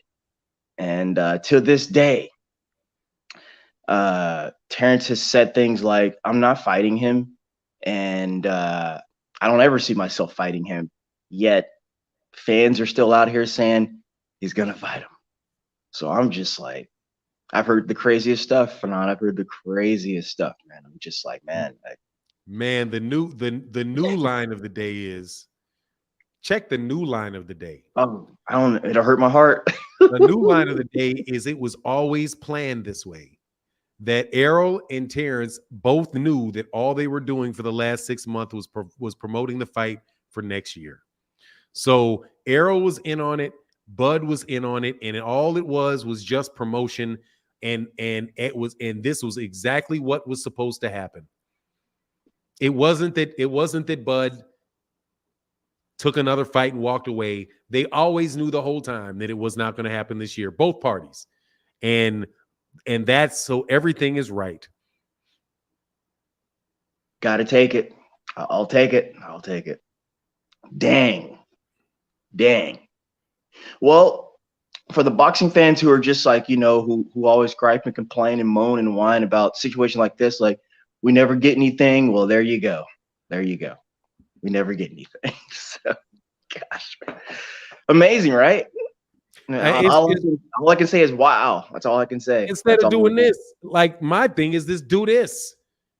Gosh, the dude that didn't take the fight, you lay in on him, because the more you lay in on him, the more he knows. Look, man, the next time around, brother, you can't do it twice.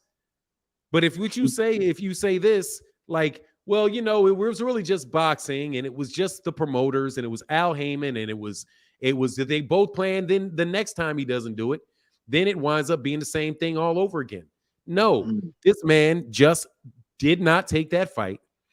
It wasn't about the PBC going broke because they couldn't even afford the fight, right? Right. Yes, like, it's just, to me, the whole thing is just, you know, it's dying down, but hopefully we'll get a lot of fights in the first part of next year, because we didn't get them in November. The best fight the best fight in the month of November is Janabek. Is an ESPN fight with Janabek. That is the best. Yeah, that is with Janabek Illuminati. You know, Janabek Illuminati. I don't even know how to pronounce his last name. That is the best. Or something like that. God, so much so, I'm just going to say Janabek. Yeah, I like that. Yeah, because his first name is complicated enough to be a last name. But Janabek, that's what we get in November. The best fight that I know about, and somebody can correct me, in December is Frank Martin and Michelle Rivera. Can't wait. I can't wait. Just thinking about that now. I'm just looking for Frank to show out, and it's gonna be a tough competitive fight, of course, but I really think all the adjustment is going to be on Mr. Rivera. I think Frank Martin, the ghost, is something to be reckoned with. He is something to be reckoned with. He's a tough fighter. As far as his physicality goes, he's ready. There's no excuse. And we talk about this a lot. The camp that he comes from, you know, that they Derek teach those guys to fight for openings behind their jab, coming in and out. They're masters at that. So plus they're trying to beat you up. So I'm looking forward to that.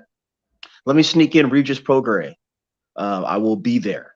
I will be in attendance. This will be my third fight of the year.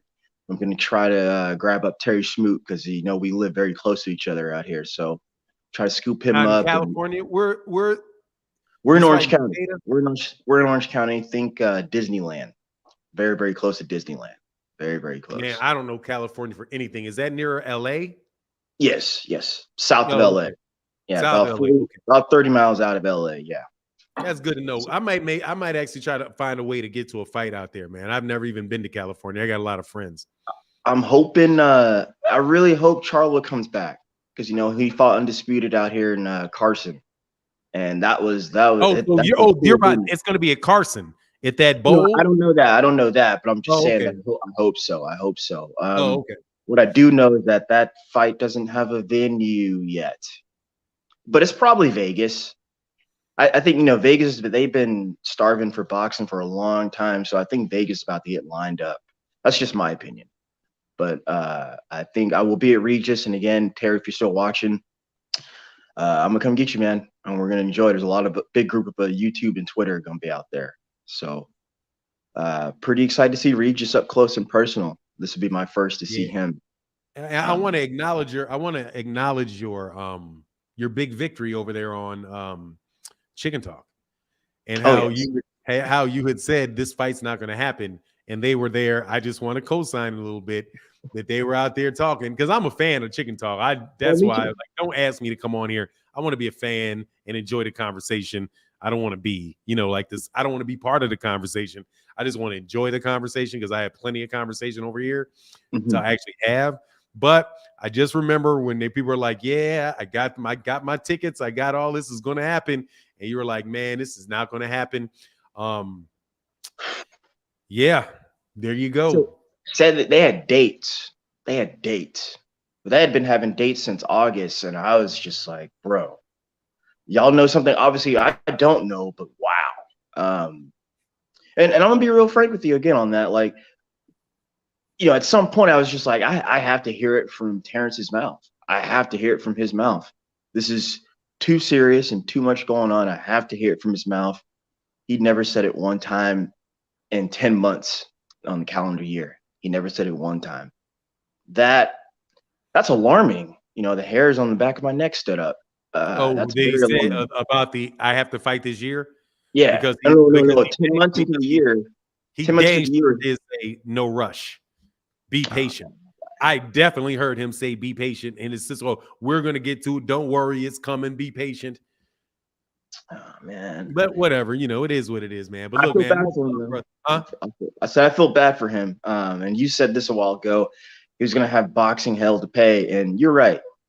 He's paying for it right now, man. There's a lot being talked about him. I mean, so much to where I can't talk about him, man. I'm just like, I got no words, because real simple, he just lied. He's been caught in lies numerous times. So it's like, he's forgiven, at least by me, but I'm just like, I'm good, man. I keep telling my boxing friends now that I don't want to talk about him until maybe spring, when I can, when something else is going to be arise, when he's fighting someone else, because now I'm looking at him sideways and I'm like, dog, you have no defining fights. You fought nobody. In 38 fights, you fought nobody.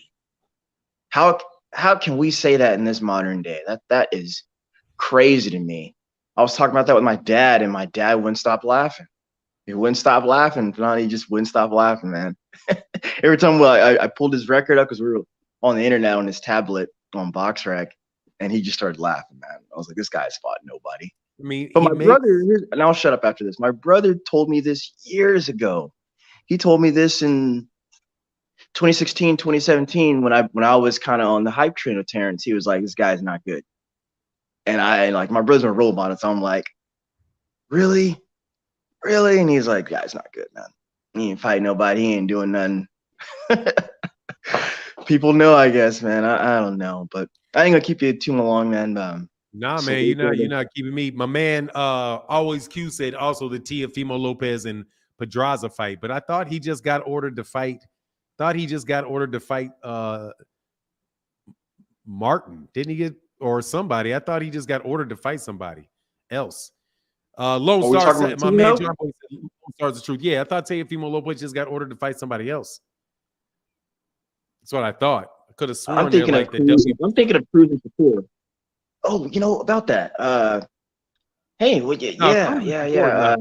Man, that's never gonna happen. Yeah. I know that because of about a couple weeks ago, I was talking to Samson in one of those Twitter spaces.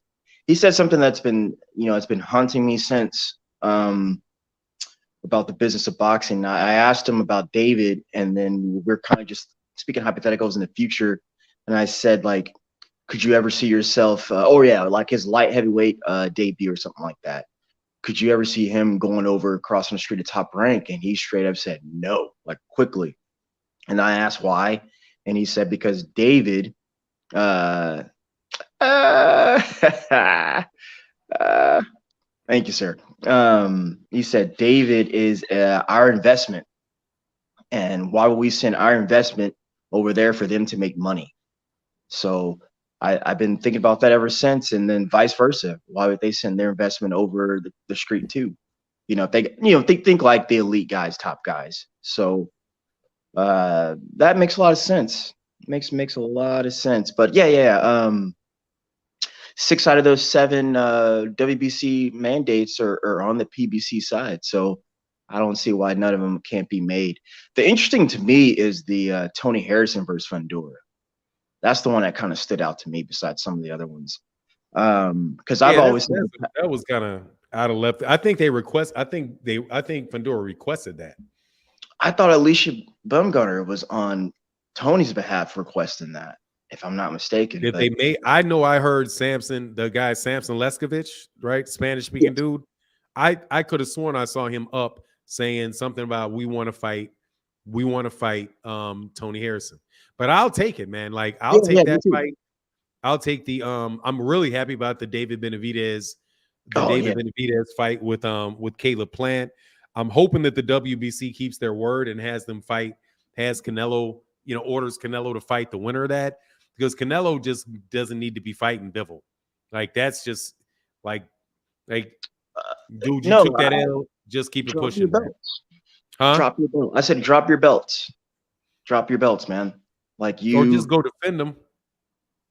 That too, yeah, because that's well respected for a champion. Get your belt, defend your belt, but he doesn't need him. He doesn't need him, man. He's I don't know, man. I like and love Canelo, and I always tell, especially like my hardcore Canelo fans, I always tease them, like I'm a bigger Canelo fan than you, dog. Like I tell the truth about this guy. Sometimes he shows his arrogance, but I mean, I guess that comes along with the blessing package of being one of the faces of boxing. But for me, you got in a bubble, brother. Like, I mean this, man. I'm gonna tell you, like, on the real. I think these dudes be living in a bubble of yes men. Like a bubble of yes men. Terence Crawford's definitely living in a bubble of yes men. There ain't no doubt that's a bubble of yes men. Listening to that, because it's anything that he wants to do is the best thing in the world to do. Like that's a bubble of yes men, man. That's what it sounds like, because what he's doing with this, like, dude, this is like, I honestly, man, like I got a partner. Like one of the reasons, and I'm talking like we just talking, bro. Okay. Whoever's listening, y'all listen. If y'all don't like it, y'all don't like it. I got a partner, right, who started a production company, right? Is a good friend of mine. And he's like, yeah, I'm leaving my job. I'm starting this production company. And it was a very big job, right? Like it was a job in Hollywood. And then he started a production company in Hollywood.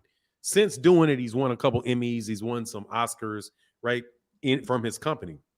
But when he first did it, I was like, yeah, man, anything. Hey, man, if you need anything I can do for you, just let me know. He literally did not answer that question. Like, it was like he didn't even say like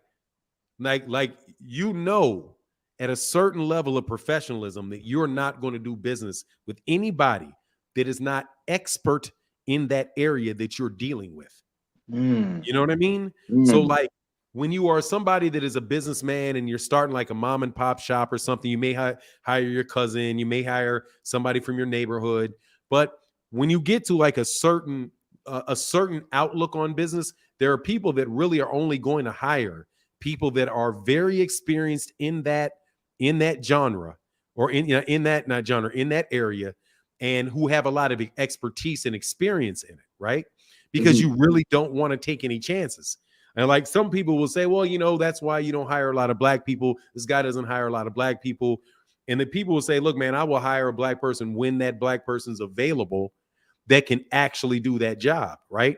But they have the mentality that a lot of times you're going to wind up with a lot of non-black people, because the experience levels that are available to you at the price points that you want may very well wind up outside of the black community, right? So you try to hire black people where you can, or if you're Asian, you try to hire Asian people where you can.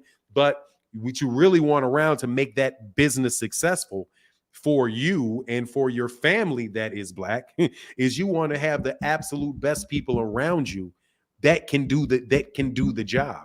So when I'm looking at Terrence's situation, the fact that you would associate your name with something that is as speculative as BLK Prime it's not like you went to DAZN or you went to back to Top Rank and you found out some way to go to Top Rank. You walked away from the biggest fight that you could have possibly made. And it's such a big letdown from signing for a fight either on Fox or Showtime in the biggest welterweight fight that you could possibly get, that maybe the biggest one of the two biggest welterweight fights that there has been this century, because it's not as big as Manny Pacquiao, right? But you take that away and you try to find another fight of that magnitude in the welterweight division this century. It's very, very hard to find if it's not directly connected with the name of Floyd Mayweather Jr., right? Right. But you walk away from that to go fight David Avancian on a network that 99.9% of your fan base does not have or have never heard of. It sounds like you went, just for a quick buck. It's like you just went for a quick buck. So that just the way the optics of that look like you took the only opportunity that you had to get away from that fight. Like it just, the whole thing to me just seems, and then like I understand people wanting to support a black-owned business, but I don't even know if it's that. Like I don't. It's supported by a hedge fund. It was founded by a hedge fund, right? Or by an investment banking firm. So who are they? You know what I mean? Just because you have a CEO that's black and you have marketing agents that black does not make your business a black business. Just like BET. BET used to be that, but BET's not that anymore. And they can have as many black faces on the screen as they want. It's still owned by, I don't know, Rupert Murdoch or something makes the decisions on all of that stuff. So, I mean, just to me, it looked like this is some real mom and pop stuff. Like, and this is not a scenario where you need to be mom and pop with it, because this is something that's $100 million. And then plus you got you have rematch clauses built into it too. New information. I mean, it was already in there. There's mutual rematch clause in there, which means you're not just talking about the money from one fight. You're talking about a fight. You're talking about the money from two fights that he turned down, because it was when you have a mutual rematch clause, that's a 2-fight deal. The first and the second. You get the first. If you lose, you can exercise it. If you win, he's going to exercise it. You're guaranteed 2 fights. And if you look at what Tyson Fury made and what Deontay Wilder made, there's no reason to believe you're not going to make what those guys made. No reason. It's a bigger fight than Deontay Wilder and Tyson Fury. Tyson Fury wasn't a big name in the United States when they did that first fight. They had a good first fight. Tyson Fury, it was a draw, so they came back around, and then they had the third. Deontay Wilder right now is telling you, man, I made so much money and I got to work again. I don't have to fight. I don't have to fight, but you turned down a 2-fight deal with pay-per-views that dude could have walked away from in excess of $60 million. He could have walked away with, because if you win the fight, right? Yes, sir. I was talking to head of Chicken Talk, and watch this. I told him, I said, look, man, I expected him to fold, but not like this. I just thought he wouldn't take the fight because I didn't think to begin with that he wanted to fight Big Fish. But all this extra stuff and theatrical stuff and, all the extra wording that came with it, this is the consequence of us having this conversation today and all that has come afterward, because for me, all he had to do was just say you didn't want to fight the guy, man. I would have been okay. I would accepted that. I wouldn't have had much to say even then, but a lot has transpired, right? Over the last 6-7 months. I mean, who would have thought? Terence, interesting cat. Interesting cat, man. Very much, man. And boy, he's got it, the little fandom that you do got, man. They love you, brother. If you're listening and watching, they love you, man. They have stuck with you. Just want to let you know, Terence, they have stuck with you, brother. So enjoy that, and we shall see when it comes to Black Prime. We'll see. Yeah, well, let me tell you, I'll believe them or Terence Crawford fans sticking with you, because we'll see if they actually buy the fights. Because you can say what you want about the kid right here. I bought all your fights.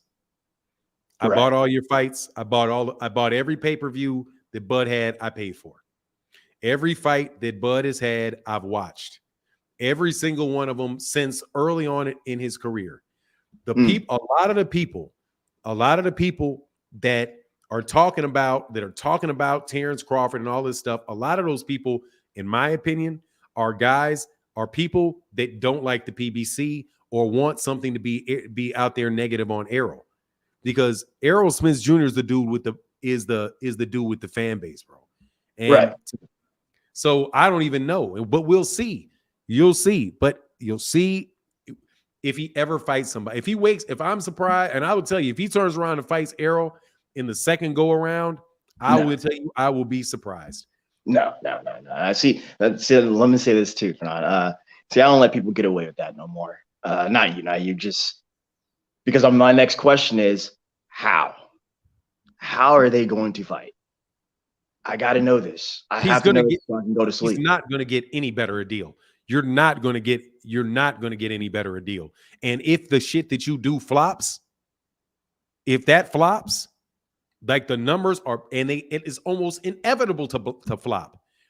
Dude, your numbers may go down. If he goes to fight Keith Thurman, and Keith Thurman and those guys do good numbers. Errol Spence Jr. does his thing, and Terence Crawford is over there on Black Prime and nobody watches his fight. How does that help you? How does that help you when you were coming off of a fight with Sean Porter, right? Where Sean Porter at least did over 100,000 pay-per-views. It had, people watched the fight. It was on ESPN. It was on. It was available to people to watch, and they watched it. But if you're now fighting somebody, your tune-up, and nobody watches your tune-up, then how do you go back and say, well, look what I did? And they'll be like, yeah, look what you did. You did your numbers. You're obviously not a draw without Errol. Look at what Errol just did with him, and look what you just did with Avancian. How does that help him financially? Right. And Fernand, see, that's why I've always said, in our past panels, I'm always telling people, I'm like, look, like, take the names and the emotion out of it. I'm not going to let you guys disrespect the pay-per-view model on how we even get where we get to 1 + 1, the equation. One guy's a draw, one guy's a smaller draw. I never got up off that stoop. I'm like, this is how it goes. This is how we determine who's going to take the lion's share. Now, with him even being on Black Prime, I've always excused all that because he's never done, and I don't know this to be true, like fact that is, but just looking on the outside, he's never done anything bigger than what Errol's ever done in his career. So off top, we're going to start with the numbers like Steven told me. And then secondly, if you have more time, sir, Left wants to come speak to you. Chicken Talk, top representative. Jump on the thing? Yeah, he wants to. to. Yeah, I got time. I got time for sure. Here you go. Left, he's gonna he just put a stream, just put a link out there. Jump on, man. I got some time, brother. But then I was gonna say, gosh, what am I thinking? Yeah, just he, now I'm mind brain fart there. But next time I talk to Steven, I'm gonna ask him a pretty tough question. I'm gonna ask him, how come they don't verify numbers when those things get put out, especially when false stuff gets put out there? Definitely want to know that reason. Someone asked me that the other day. That's been haunting my mind. Well, I can tell you for sure, I know why the one time that he did put him out, why he did put him out. The one time that he put up, what's going on? Lazy Left OG, Lazy Lefty OG. What's going on, brother? How you feeling, man? Hey, long time listener, first time caller. Yes, sir, man. Good to have you on, brother. What you want to talk about, man? I just, want to verify, give Clever his props because he called it from day one. Bud did not want this fight, which I ridiculed Clever for saying, but in the end, he was correct. I got to give it to him. See. Thank you, sir. I mean, you and my man that was sitting in the car, y'all broke it down so succinctly for these guys, man. I don't see how anybody could see it any other way. I mean, he just, for whatever reason, he didn't want it. I don't know, but he just didn't want the fight. And you're never going to get it because you done had Jaron Ennis sitting out. You done had Staniona sitting out. Everybody has put their career on hold in order for you two guys to get this done. You walk away. Nobody else they're not doing that again. Everybody wants their shot now because they know that you aren't reliable. So everybody's going to want their shot now. Nobody's going to sit out and wait on you again. They wanted to be part of the, they wanted to see the fight too, but now they know that you are full of BS. It's not happening. And Clever would tell everybody, Clever, was I a big Bud fan or not? Yes, we all were. We all were supporters, man. We're all. He just basically showed that he's been all talk all these years, and I was had, and they fooled me, and I hate being made a fool of. They made a fool of me. Feel the same way. Made a fool of me, and I went back and watched his last 10 fights. No chance against Big Fish. Not a puncher's chance. That style, it's incompetent, it's sloppy, it's everywhere. You don't jab. You fight with your hands down, all that switching. You were never. Yeah, he switches when he's getting beat up, though. If you notice, when he's never going to beat him. He's never going to beat this guy. It's not in his class. It switches to get out of the way of the jab and have a right hand in front of that jab. That is why he switches. When he gets touched, he switches. It's defensive. Unlike he's going to be switching to a southpaw, which is a lot different. Yes, sir. This dude right here, though, you're not just so you know, Lefty, you're not the only one. Because this dude right here has been on my neck about Bud, because I always was on the fence. I'm serious, man. I was on because, dude, I like Bud, man. At 140, I like Bud. I like Bud at 135. I do believe he's a very, very good fighter. And, I don't want to dump on the dude for no reason. And every day, this Fahim Sator's out here, man, he ain't never fighting anybody. He wants to fight the tomato cans. There's a reason that he re-signed with Bob Arum so that he could pick his fights with Bob Arum and not have to take tough competition. And at the thing, man, at the end of it, when you look at it and you're like, okay, when everything is said and done, what happened? You look at we can get into the explanations and the justifications, but at the end of the day, what do we know happened? At the end of all of that, 6 months, Bud took a fight that he had negotiated. He negotiated with somebody else and took an easy fight. Yep. And, somebody was telling me about that. They kind of know a little bit about him. They're saying he owns a lot of property, cash. He bought with cash in Nebraska, in Omaha, Nebraska area. He's just a risk-adverse guy. That's what it is. He's just a risk-averse guy. He's one of those types that, you got to – I remember Bomac told me, you got to show us the cash in our hand before we believe it. It's just like two different mentalities. They're not people that's going to take risk. So, yeah, he may have wanted a high guarantee because he's not going to take the risk of possibly getting more money on the back end when he want to see it up front. Type mattress, money under the mattress type people. And I said that. I said that. Like, how could they on the table like that? And I was saying, how could they promise you a guarantee of something that magnitude when you haven't even fought the man yet? That's what was just preposterous to me. And then I'm a little jab here. Fanon, like, where are the bodies, man? Terence ain't fought nobody, man. For me. Yeah, me too. You know what? And I gave him the benefit of the doubt. I thought, I understand the business. I understand that it was maybe, you can't get these guys over here, whatever. But the first thing that kind of set off alarm bells for me was the Keith Thurman. When they came out here and said Keith Thurman asked for $10 million, and Keith Thurman said he didn't ask for $10 million. Either way, tomato. But the simple fact that you never even tried to negotiate or send the man a counter offer, that's when my antennas kind of went up.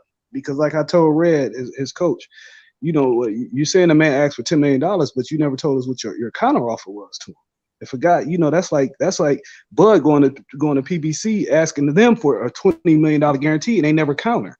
If they never countered, that means they didn't want to fight. But no, they countered. Not only they countered, they acquiesced to all your demands. What I think was Bud was one thing that we really have to make a big point of is that Earl agreed to walk out first. Earl Spence, A-side, 3-belt holder, agreed to walk first and let Bud walk second. Did he? They acquiesced. Yes. He agreed to walk second. I mean, walk first. He acquiesced to all Crawford's demands. Crawford was asking for things that was going to sink the fight. And when they kept agreeing to him, he panicked. That's why he sat around and waited 2 weeks to never signing the contract, never even telling them that, hey, I'm going to go this way. Now, if you can call up Al and tell him about 25 million, and call up Earl and tell him about 25 million, you can't call him up and be like, hey, this is not going to work for me. I'm going to go another way. You're just going to sit there and be quiet for 2 weeks. He's burning bridges because he doesn't intend to cross them again. He's burnt all his bridges that way because he's not going back to that fight. This fight has never happened. You don't, when you intend, like you give your job a 2-week notice just in case you got to go back to him. If you quit on the spot, you have no intention of going back to him, correct? So he's intentionally burning bridges because it's not a fight that he wants. Why he doesn't want the fight, I don't know, but he doesn't want that fight. I mean, that's what you all guess. I did not know that, man. I did not know that Errol had agreed. Yeah. He wanted to go out. I seen you the tweet. Earl tweeted out he agreed to walk out. He agreed to walk out first. Now, I guess maybe I didn't read that. I remember the series of tweets. I was stuck on the fact, man, and I'm telling you, man, I was amazed that he wanted approval over all of the contracts and the ability to sign all of the contracts for everything related to the event. Sign contracts that he don't even understand. Come on, man. Let's be serious about this. I understand maybe y'all can't say it, but I'm gonna say it. Sign some stuff that he don't even understand. Read it as a layman. Myself as a layman, those are things I don't understand. And so I talked to John Esquire. John Esquire, he used to run the Ring City. And when we first talked about it, he came on, he said, this is a ridiculous demand. This is a ridiculous. No fighter demands this type of stuff. This is ridiculous. But they still granted it to him anyway. So when he got that, every step of the way every roadblock that he put up that he thought would stop the fight, ended up getting met and agreed to. So he panicked, sat on the contract for 2 weeks, and disappeared and didn't say anything. He then came out with, well, I'm fighting David Avanese, because he never intended to take this fight. Why? I don't know, but he just didn't intend to take this fight. I mean, you heard Stephen Espinoza tell me himself. They were blindsided. Oh, real quick. Everybody out here, man, y'all got to figure out, you got to go to Lefty's Twitter page and subscribe to him and follow him on Twitter. No joke, bro. I know you be killing YouTube, but I ain't gonna lie, brother. You got a great lot of points about YouTube. So I also interviewed Bomac back in April. He told me they were taking a tune-up fight in June or July. That never transpired. But also when I interviewed Blue Blood right after the news broke, he said they first contacted Bud back in April. Their first contact with him was back in April. It wasn't June, it wasn't July, it wasn't September, it wasn't October, it's back in April. Real quick, like that conversation, that's the one that really... Let me do something real quick. Herbert Johnson said, that man on fire. Thank you, brother. Hey, I'm seriously telling you, man, you guys need to follow. Please put your and I'll rinse you up if you put a comment in there so you can put the link. Follow these dudes on Twitter. I'm telling you, these dudes have Leonard Ellerby is on there. They've had Stephen Espinoza on there. These guys have literally had more legitimate top inside boxing dudes that feel comfortable answering their questions than anybody that I've seen on YouTube or Twitter. It is truly that dude's channel is seriously, man. Lefty is a big heavy hitter on Twitter, no doubt, brother. I mean, excellent work. Y'all have to follow that dude, man. You gotta follow him. If you don't follow him, I'm gonna start uploading him to my YouTube. I'm gonna make a comment down there real quick. Yeah, just put your comment on there, and if you put, I'll give you a wrench, and then that way you can put a link in. So that, I mean, and so no joke, man. I don't even like Like I sit in the chat, brother. I'm about to get a ghost for your account, the Twitter ghost shit, so I can just sit there and ghost you. I mean, it's truly, truly, truly exceptional, man. Truly, truly exceptional. If you want dudes that are completely true, because I'm gonna tell you, I'm not the media. I try to be very, very upfront, bro. I'm a boxing fan, and that's just what I am. These dudes right here, the combination of different people that they have on there that are not they disagree with each other, have different stance with each other. They all get to answer the questions, and all of those people feel very, very comfortable in talking to them. And a lot of times what you hear reported on YouTube here, there, come from there anyway. So like some people will be like, well, where did you get that from? Oh, I got that from Chicken Talk because I'm listening to Chicken Talk.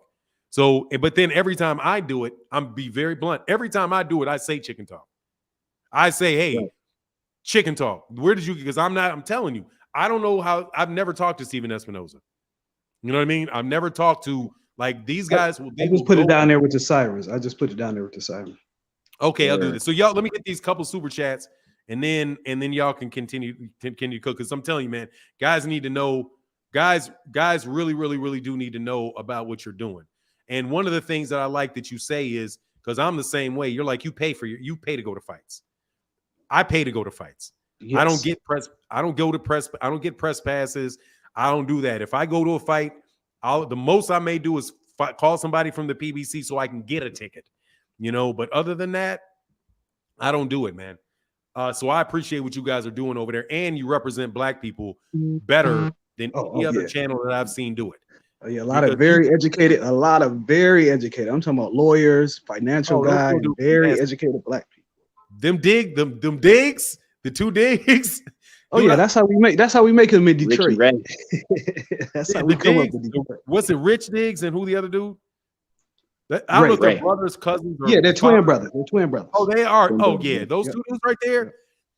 Dude, those guys from the east side of Detroit to Harvard Law School. Yeah, see, they are extremely, extremely sharp dudes. Like I like listening to them because that's the same background that I have. I didn't go to Harvard. I went to Howard. But the idea, but just listening to the fact that they really do understand how deals work and how deals work from the legal perspective. It's like it's a blast of fresh air because it cuts through so much BS, man. Like you and the guy that was talking, that was in the car. Yeah, I mean, just explain it perfectly. There's nothing else that needs to be said after that conversation. I mean, if anybody else has you have your head in the sand if you don't understand what's going on. Definitely. Tevis, let me get these two and I'll let you cook. Tevis Smith said, it's more than Bud in not being confident against Spence. I just feel like he thought of being able to prevent Errol from having an opportunity in Undisputed. I mean, dude, that very well may be. And my man John Boy in that super chat with the Tevis Smith. Man, that very well may be. But all I'm just telling you, man, I'm disgusted at I'm really disgusted at the whole situation, man. And Tevin Smith said, my guy, John Bowie, thank you, brother, for that support, man. And I got to get that. John Bowie again said, Mike Kirkland and Herbert Johnson again. How are you, brother? Tevis, brother. And Tevis back in that chat said, John Boy, living the good life, brother. Yeah, y'all definitely living the good life, man. And let me see. I'm going to jump off, and then you guys go ahead, keep chopping up. I'm going to go back and try to find where your Lefty, where your deal is. If you could put one at the end again, then I wouldn't have to look for it. But because I want you to guys to be able to get that link to his Twitter. Definitely. Just put your Twitter name in there, Left. I'm always telling people about you in here. And we have a few more supporters from the YouTube was always hanging out Chicken Talk. Shout out to you in it. Always seeing you in there, brother. I'm always giving you a thumbs up. But kind of back to Bud real quick. That Blue Bud conversation that we had left, the one where he came on and Rich and Ray were questioning him. I was really listening to that conversation. That made me feel, that devastated me, man. My heart dropped out because not calling he or him a liar or anything like that, just there was a lot of misinformation in there to where it just made me think like, okay, or I don't want to say it was a game, just like they weren't serious. So that's why, I don't even know, for all the information that we know today, excuse me, I didn't know that coming into 22. I was just looking at a pattern that my brother was making me aware of Bud, and that's why he gave me the secret that, like, look, man, this guy's not gonna fight him. He's in a tough position. He's got all these other fighters on the side who want to fight him. You got this fight. Big Fish is a big problem. He's not going to take this fight. And then here we are, 7, 8, 10, 11, 12 months later, it's all out there. But again, that Blue Bud conversation that we had where you guys were talking to him, that's when I was like, all right, man, I can't do with him no more. I can't do with him no more. That was a tough one. That was a really, really tough one. I don't think he knew that they were lawyers. And the reason why I keep giving him credit, and Rich and Rand, if you guys are listening, they know how to articulate sentences and words. I'm gonna tell you, hey, I don't even like doing this shit. I don't mention people's names, other YouTube channels. Much respect to everybody. I'm going to just tell you very, very straight. When I was listening, I was thinking to myself, get off this phone. Right. Get off this phone. There you go. Because those two dudes are going, I'm telling you, you're going to get boxed in. There's no way that if you do not literally plead the fifth with those two dudes, they are going to get exactly the information that they want out of you, because they know exactly what information they are looking for. And they know how to, they were very, very polite about it. Very, very much. But I was thinking to myself, this is a time to get off the phone. This is just the time. This is it, because I'll tell, like with Bill Haney, you were here with Bill. I was like, look, man, don't come. I mean it, like really and truly. If you're trying to keep something slick, don't come around me. Because if you actually have to answer the questions, it's going to come out. Because people are literally, I can tell those dudes are litigators too. Right. I do believe they're litigators. So those guys are litigators. They are absolutely positively trained to get, not only can they get you to borderline say what they want you to say, but they also know how to answer questions and do things that will not allow you to do anything. That's why I was telling everybody to be quiet, let them ask the questions. Because I was trying to lead them. Yeah, I was very much like, dude, me personally, I wouldn't talk to them. Like, and I'm being very, very serious. I would not be just sitting up there willy-nilly having conversations with them. If it was any type of information that I wanted to hold, other than that, I do like Stephen Espinoza does. Stephen Espinoza is very good at not, but if it gets to a certain point, he will just say, hey, look, man, I can't answer that. Yeah, he's very good. But you remember, he was a partner in the law firm. He's very good. I believe he's Stanford. I think he's a Stanford educated dude. And he understands boxing very, very well to boot. But like when he's saying, I'm looking at these deals and these things that are being offered, and these things are just not true. And then you guys light off on YouTube channels, brother. I'm telling you, man, I sit back with my stomach churning a little bit. Like, because you guys, it is what it is. And I know there's 300, it's not that big a crowd in there right now. A lot of people more, are usually here. We've been here 3.5 hours.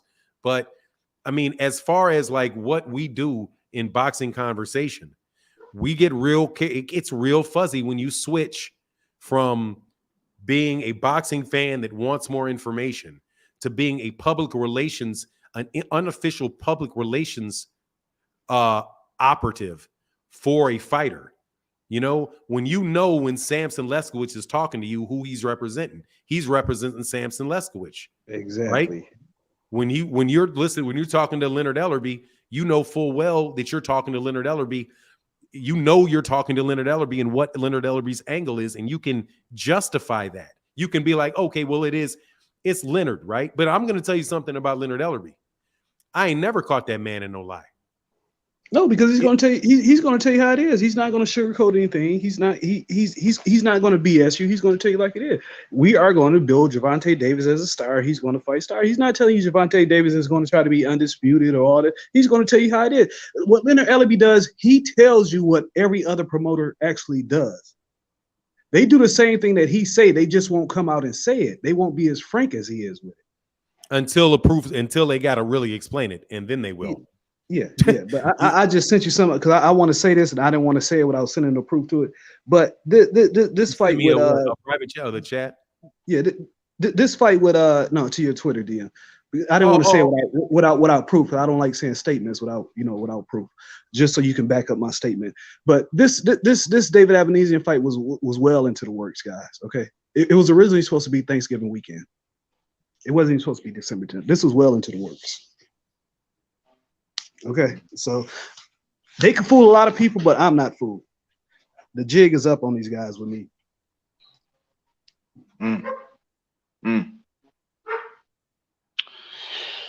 Has not fought anybody. Not one body. Yeah, the only people that say let's not fight. Yeah, I won't post that. I'll delete. You just want me to delete this and not refer to it. No, I just wanted you to verify what I said. I just don't want to come on your platform spreading. People think I'm spreading misinformation. I just wanted to show you, back up the statement I just said. Oh, no worry. Yeah, I see what you tweeted, and yeah, I don't want to read it, but yeah, absolutely. He definitely sent support of what he's saying, but I will make sure I'm going to delete this because I don't want to bring it up in a video or something. But I got it. I'm going to delete the message. Yeah, but you backed it up. I understand what you're saying. Bud. But it is what it is. I have to get to my chicken and rice, but I appreciate it. All right, brother. Thank you, man. Hey, but do me a favor before you go. I'm at the end of the chat. Can you put a link to your Twitter? Okay. Yeah. Put a link to your Twitter, and everybody in here hit the Twitter and then follow him on Twitter. Because if you get all notifications, then whenever, because sometimes you name it Chicken Talk, sometimes you name some other things, then the space is going to come up, and then you'll be able to see whatever space these guys are on. You guys can jump in and check out their conversation. He's going to put it in. When he puts it in there, then you guys just go to it. Because seriously, man, it's very, very, very good, very entertaining. Okay. And they talk for a long time too. They'll go for hours and hours and hours. So if you're in a truck, I will run errands and keep going. I'll just add a co-host and run errands and just keep going. Yeah, because what we get, just so you know, is we get a lot of truck drivers. We have a lot of people that like drive for a living. So what they'll do is they'll put because if they're bored or they need at work to pass some time, they know to see that they'll put that on, and these dudes may drive for 3 or 4 hours and listen to you guys while you do it. So I also interviewed Adrian Clark, Terence Crawford old manager, and you remember that video where Terence Crawford and Bud met up in I think it was maybe it was at the Maurice Hooker fight. You talking about Errol and Terence Crawford met up with the red hoodie? Yeah. Earl and Terence Crawford met up when he was like, bet $1 million and I'm gonna take the easy route and this and that. Yeah. Okay, so when he explained it to us, it was there. Well, people try to make it seem like Earl was scared or something. No, their intention was to go up there and meet Bud. They wanted to see Bud face to face. This wasn't something he said he didn't know Ellie was going to be there because it wasn't a big fight. He didn't know Ellie was going to be there. All this and that. He said they went up there personally to meet Bud to confront him face to face. That was their thing. That's how that came out. It wasn't that they caught Earl. They caught Earl in a compromised position. They went up there strictly to meet Bud. So that video it gives a whole different context now that I look at that video. Yeah, also, I haven't heard that. Yeah. Sure. I interviewed Adrian Clark, and he told me that Adrian Clark, if y'all don't know, he's a boxing manager. He owns a boxing managing company. He's one of Earl's first managers. Him and Al. Yeah, man, that's good stuff, man. So y'all hit that link. It's right there. This is the link right here. Chicken Talk. John Bowie, make sure you go check him out on Chicken Talk. Yeah, Black Fight Fan TV knows a whole lot about that stuff, man. Very good channel, no doubt about it. All right, y'all, but we gonna bounce, man. I'm gonna try to go hang out with my son, try to get some work done. All right, brothers. Thank y'all so much for a good conversation. And with that, we out. Deuces. Peace, y'all.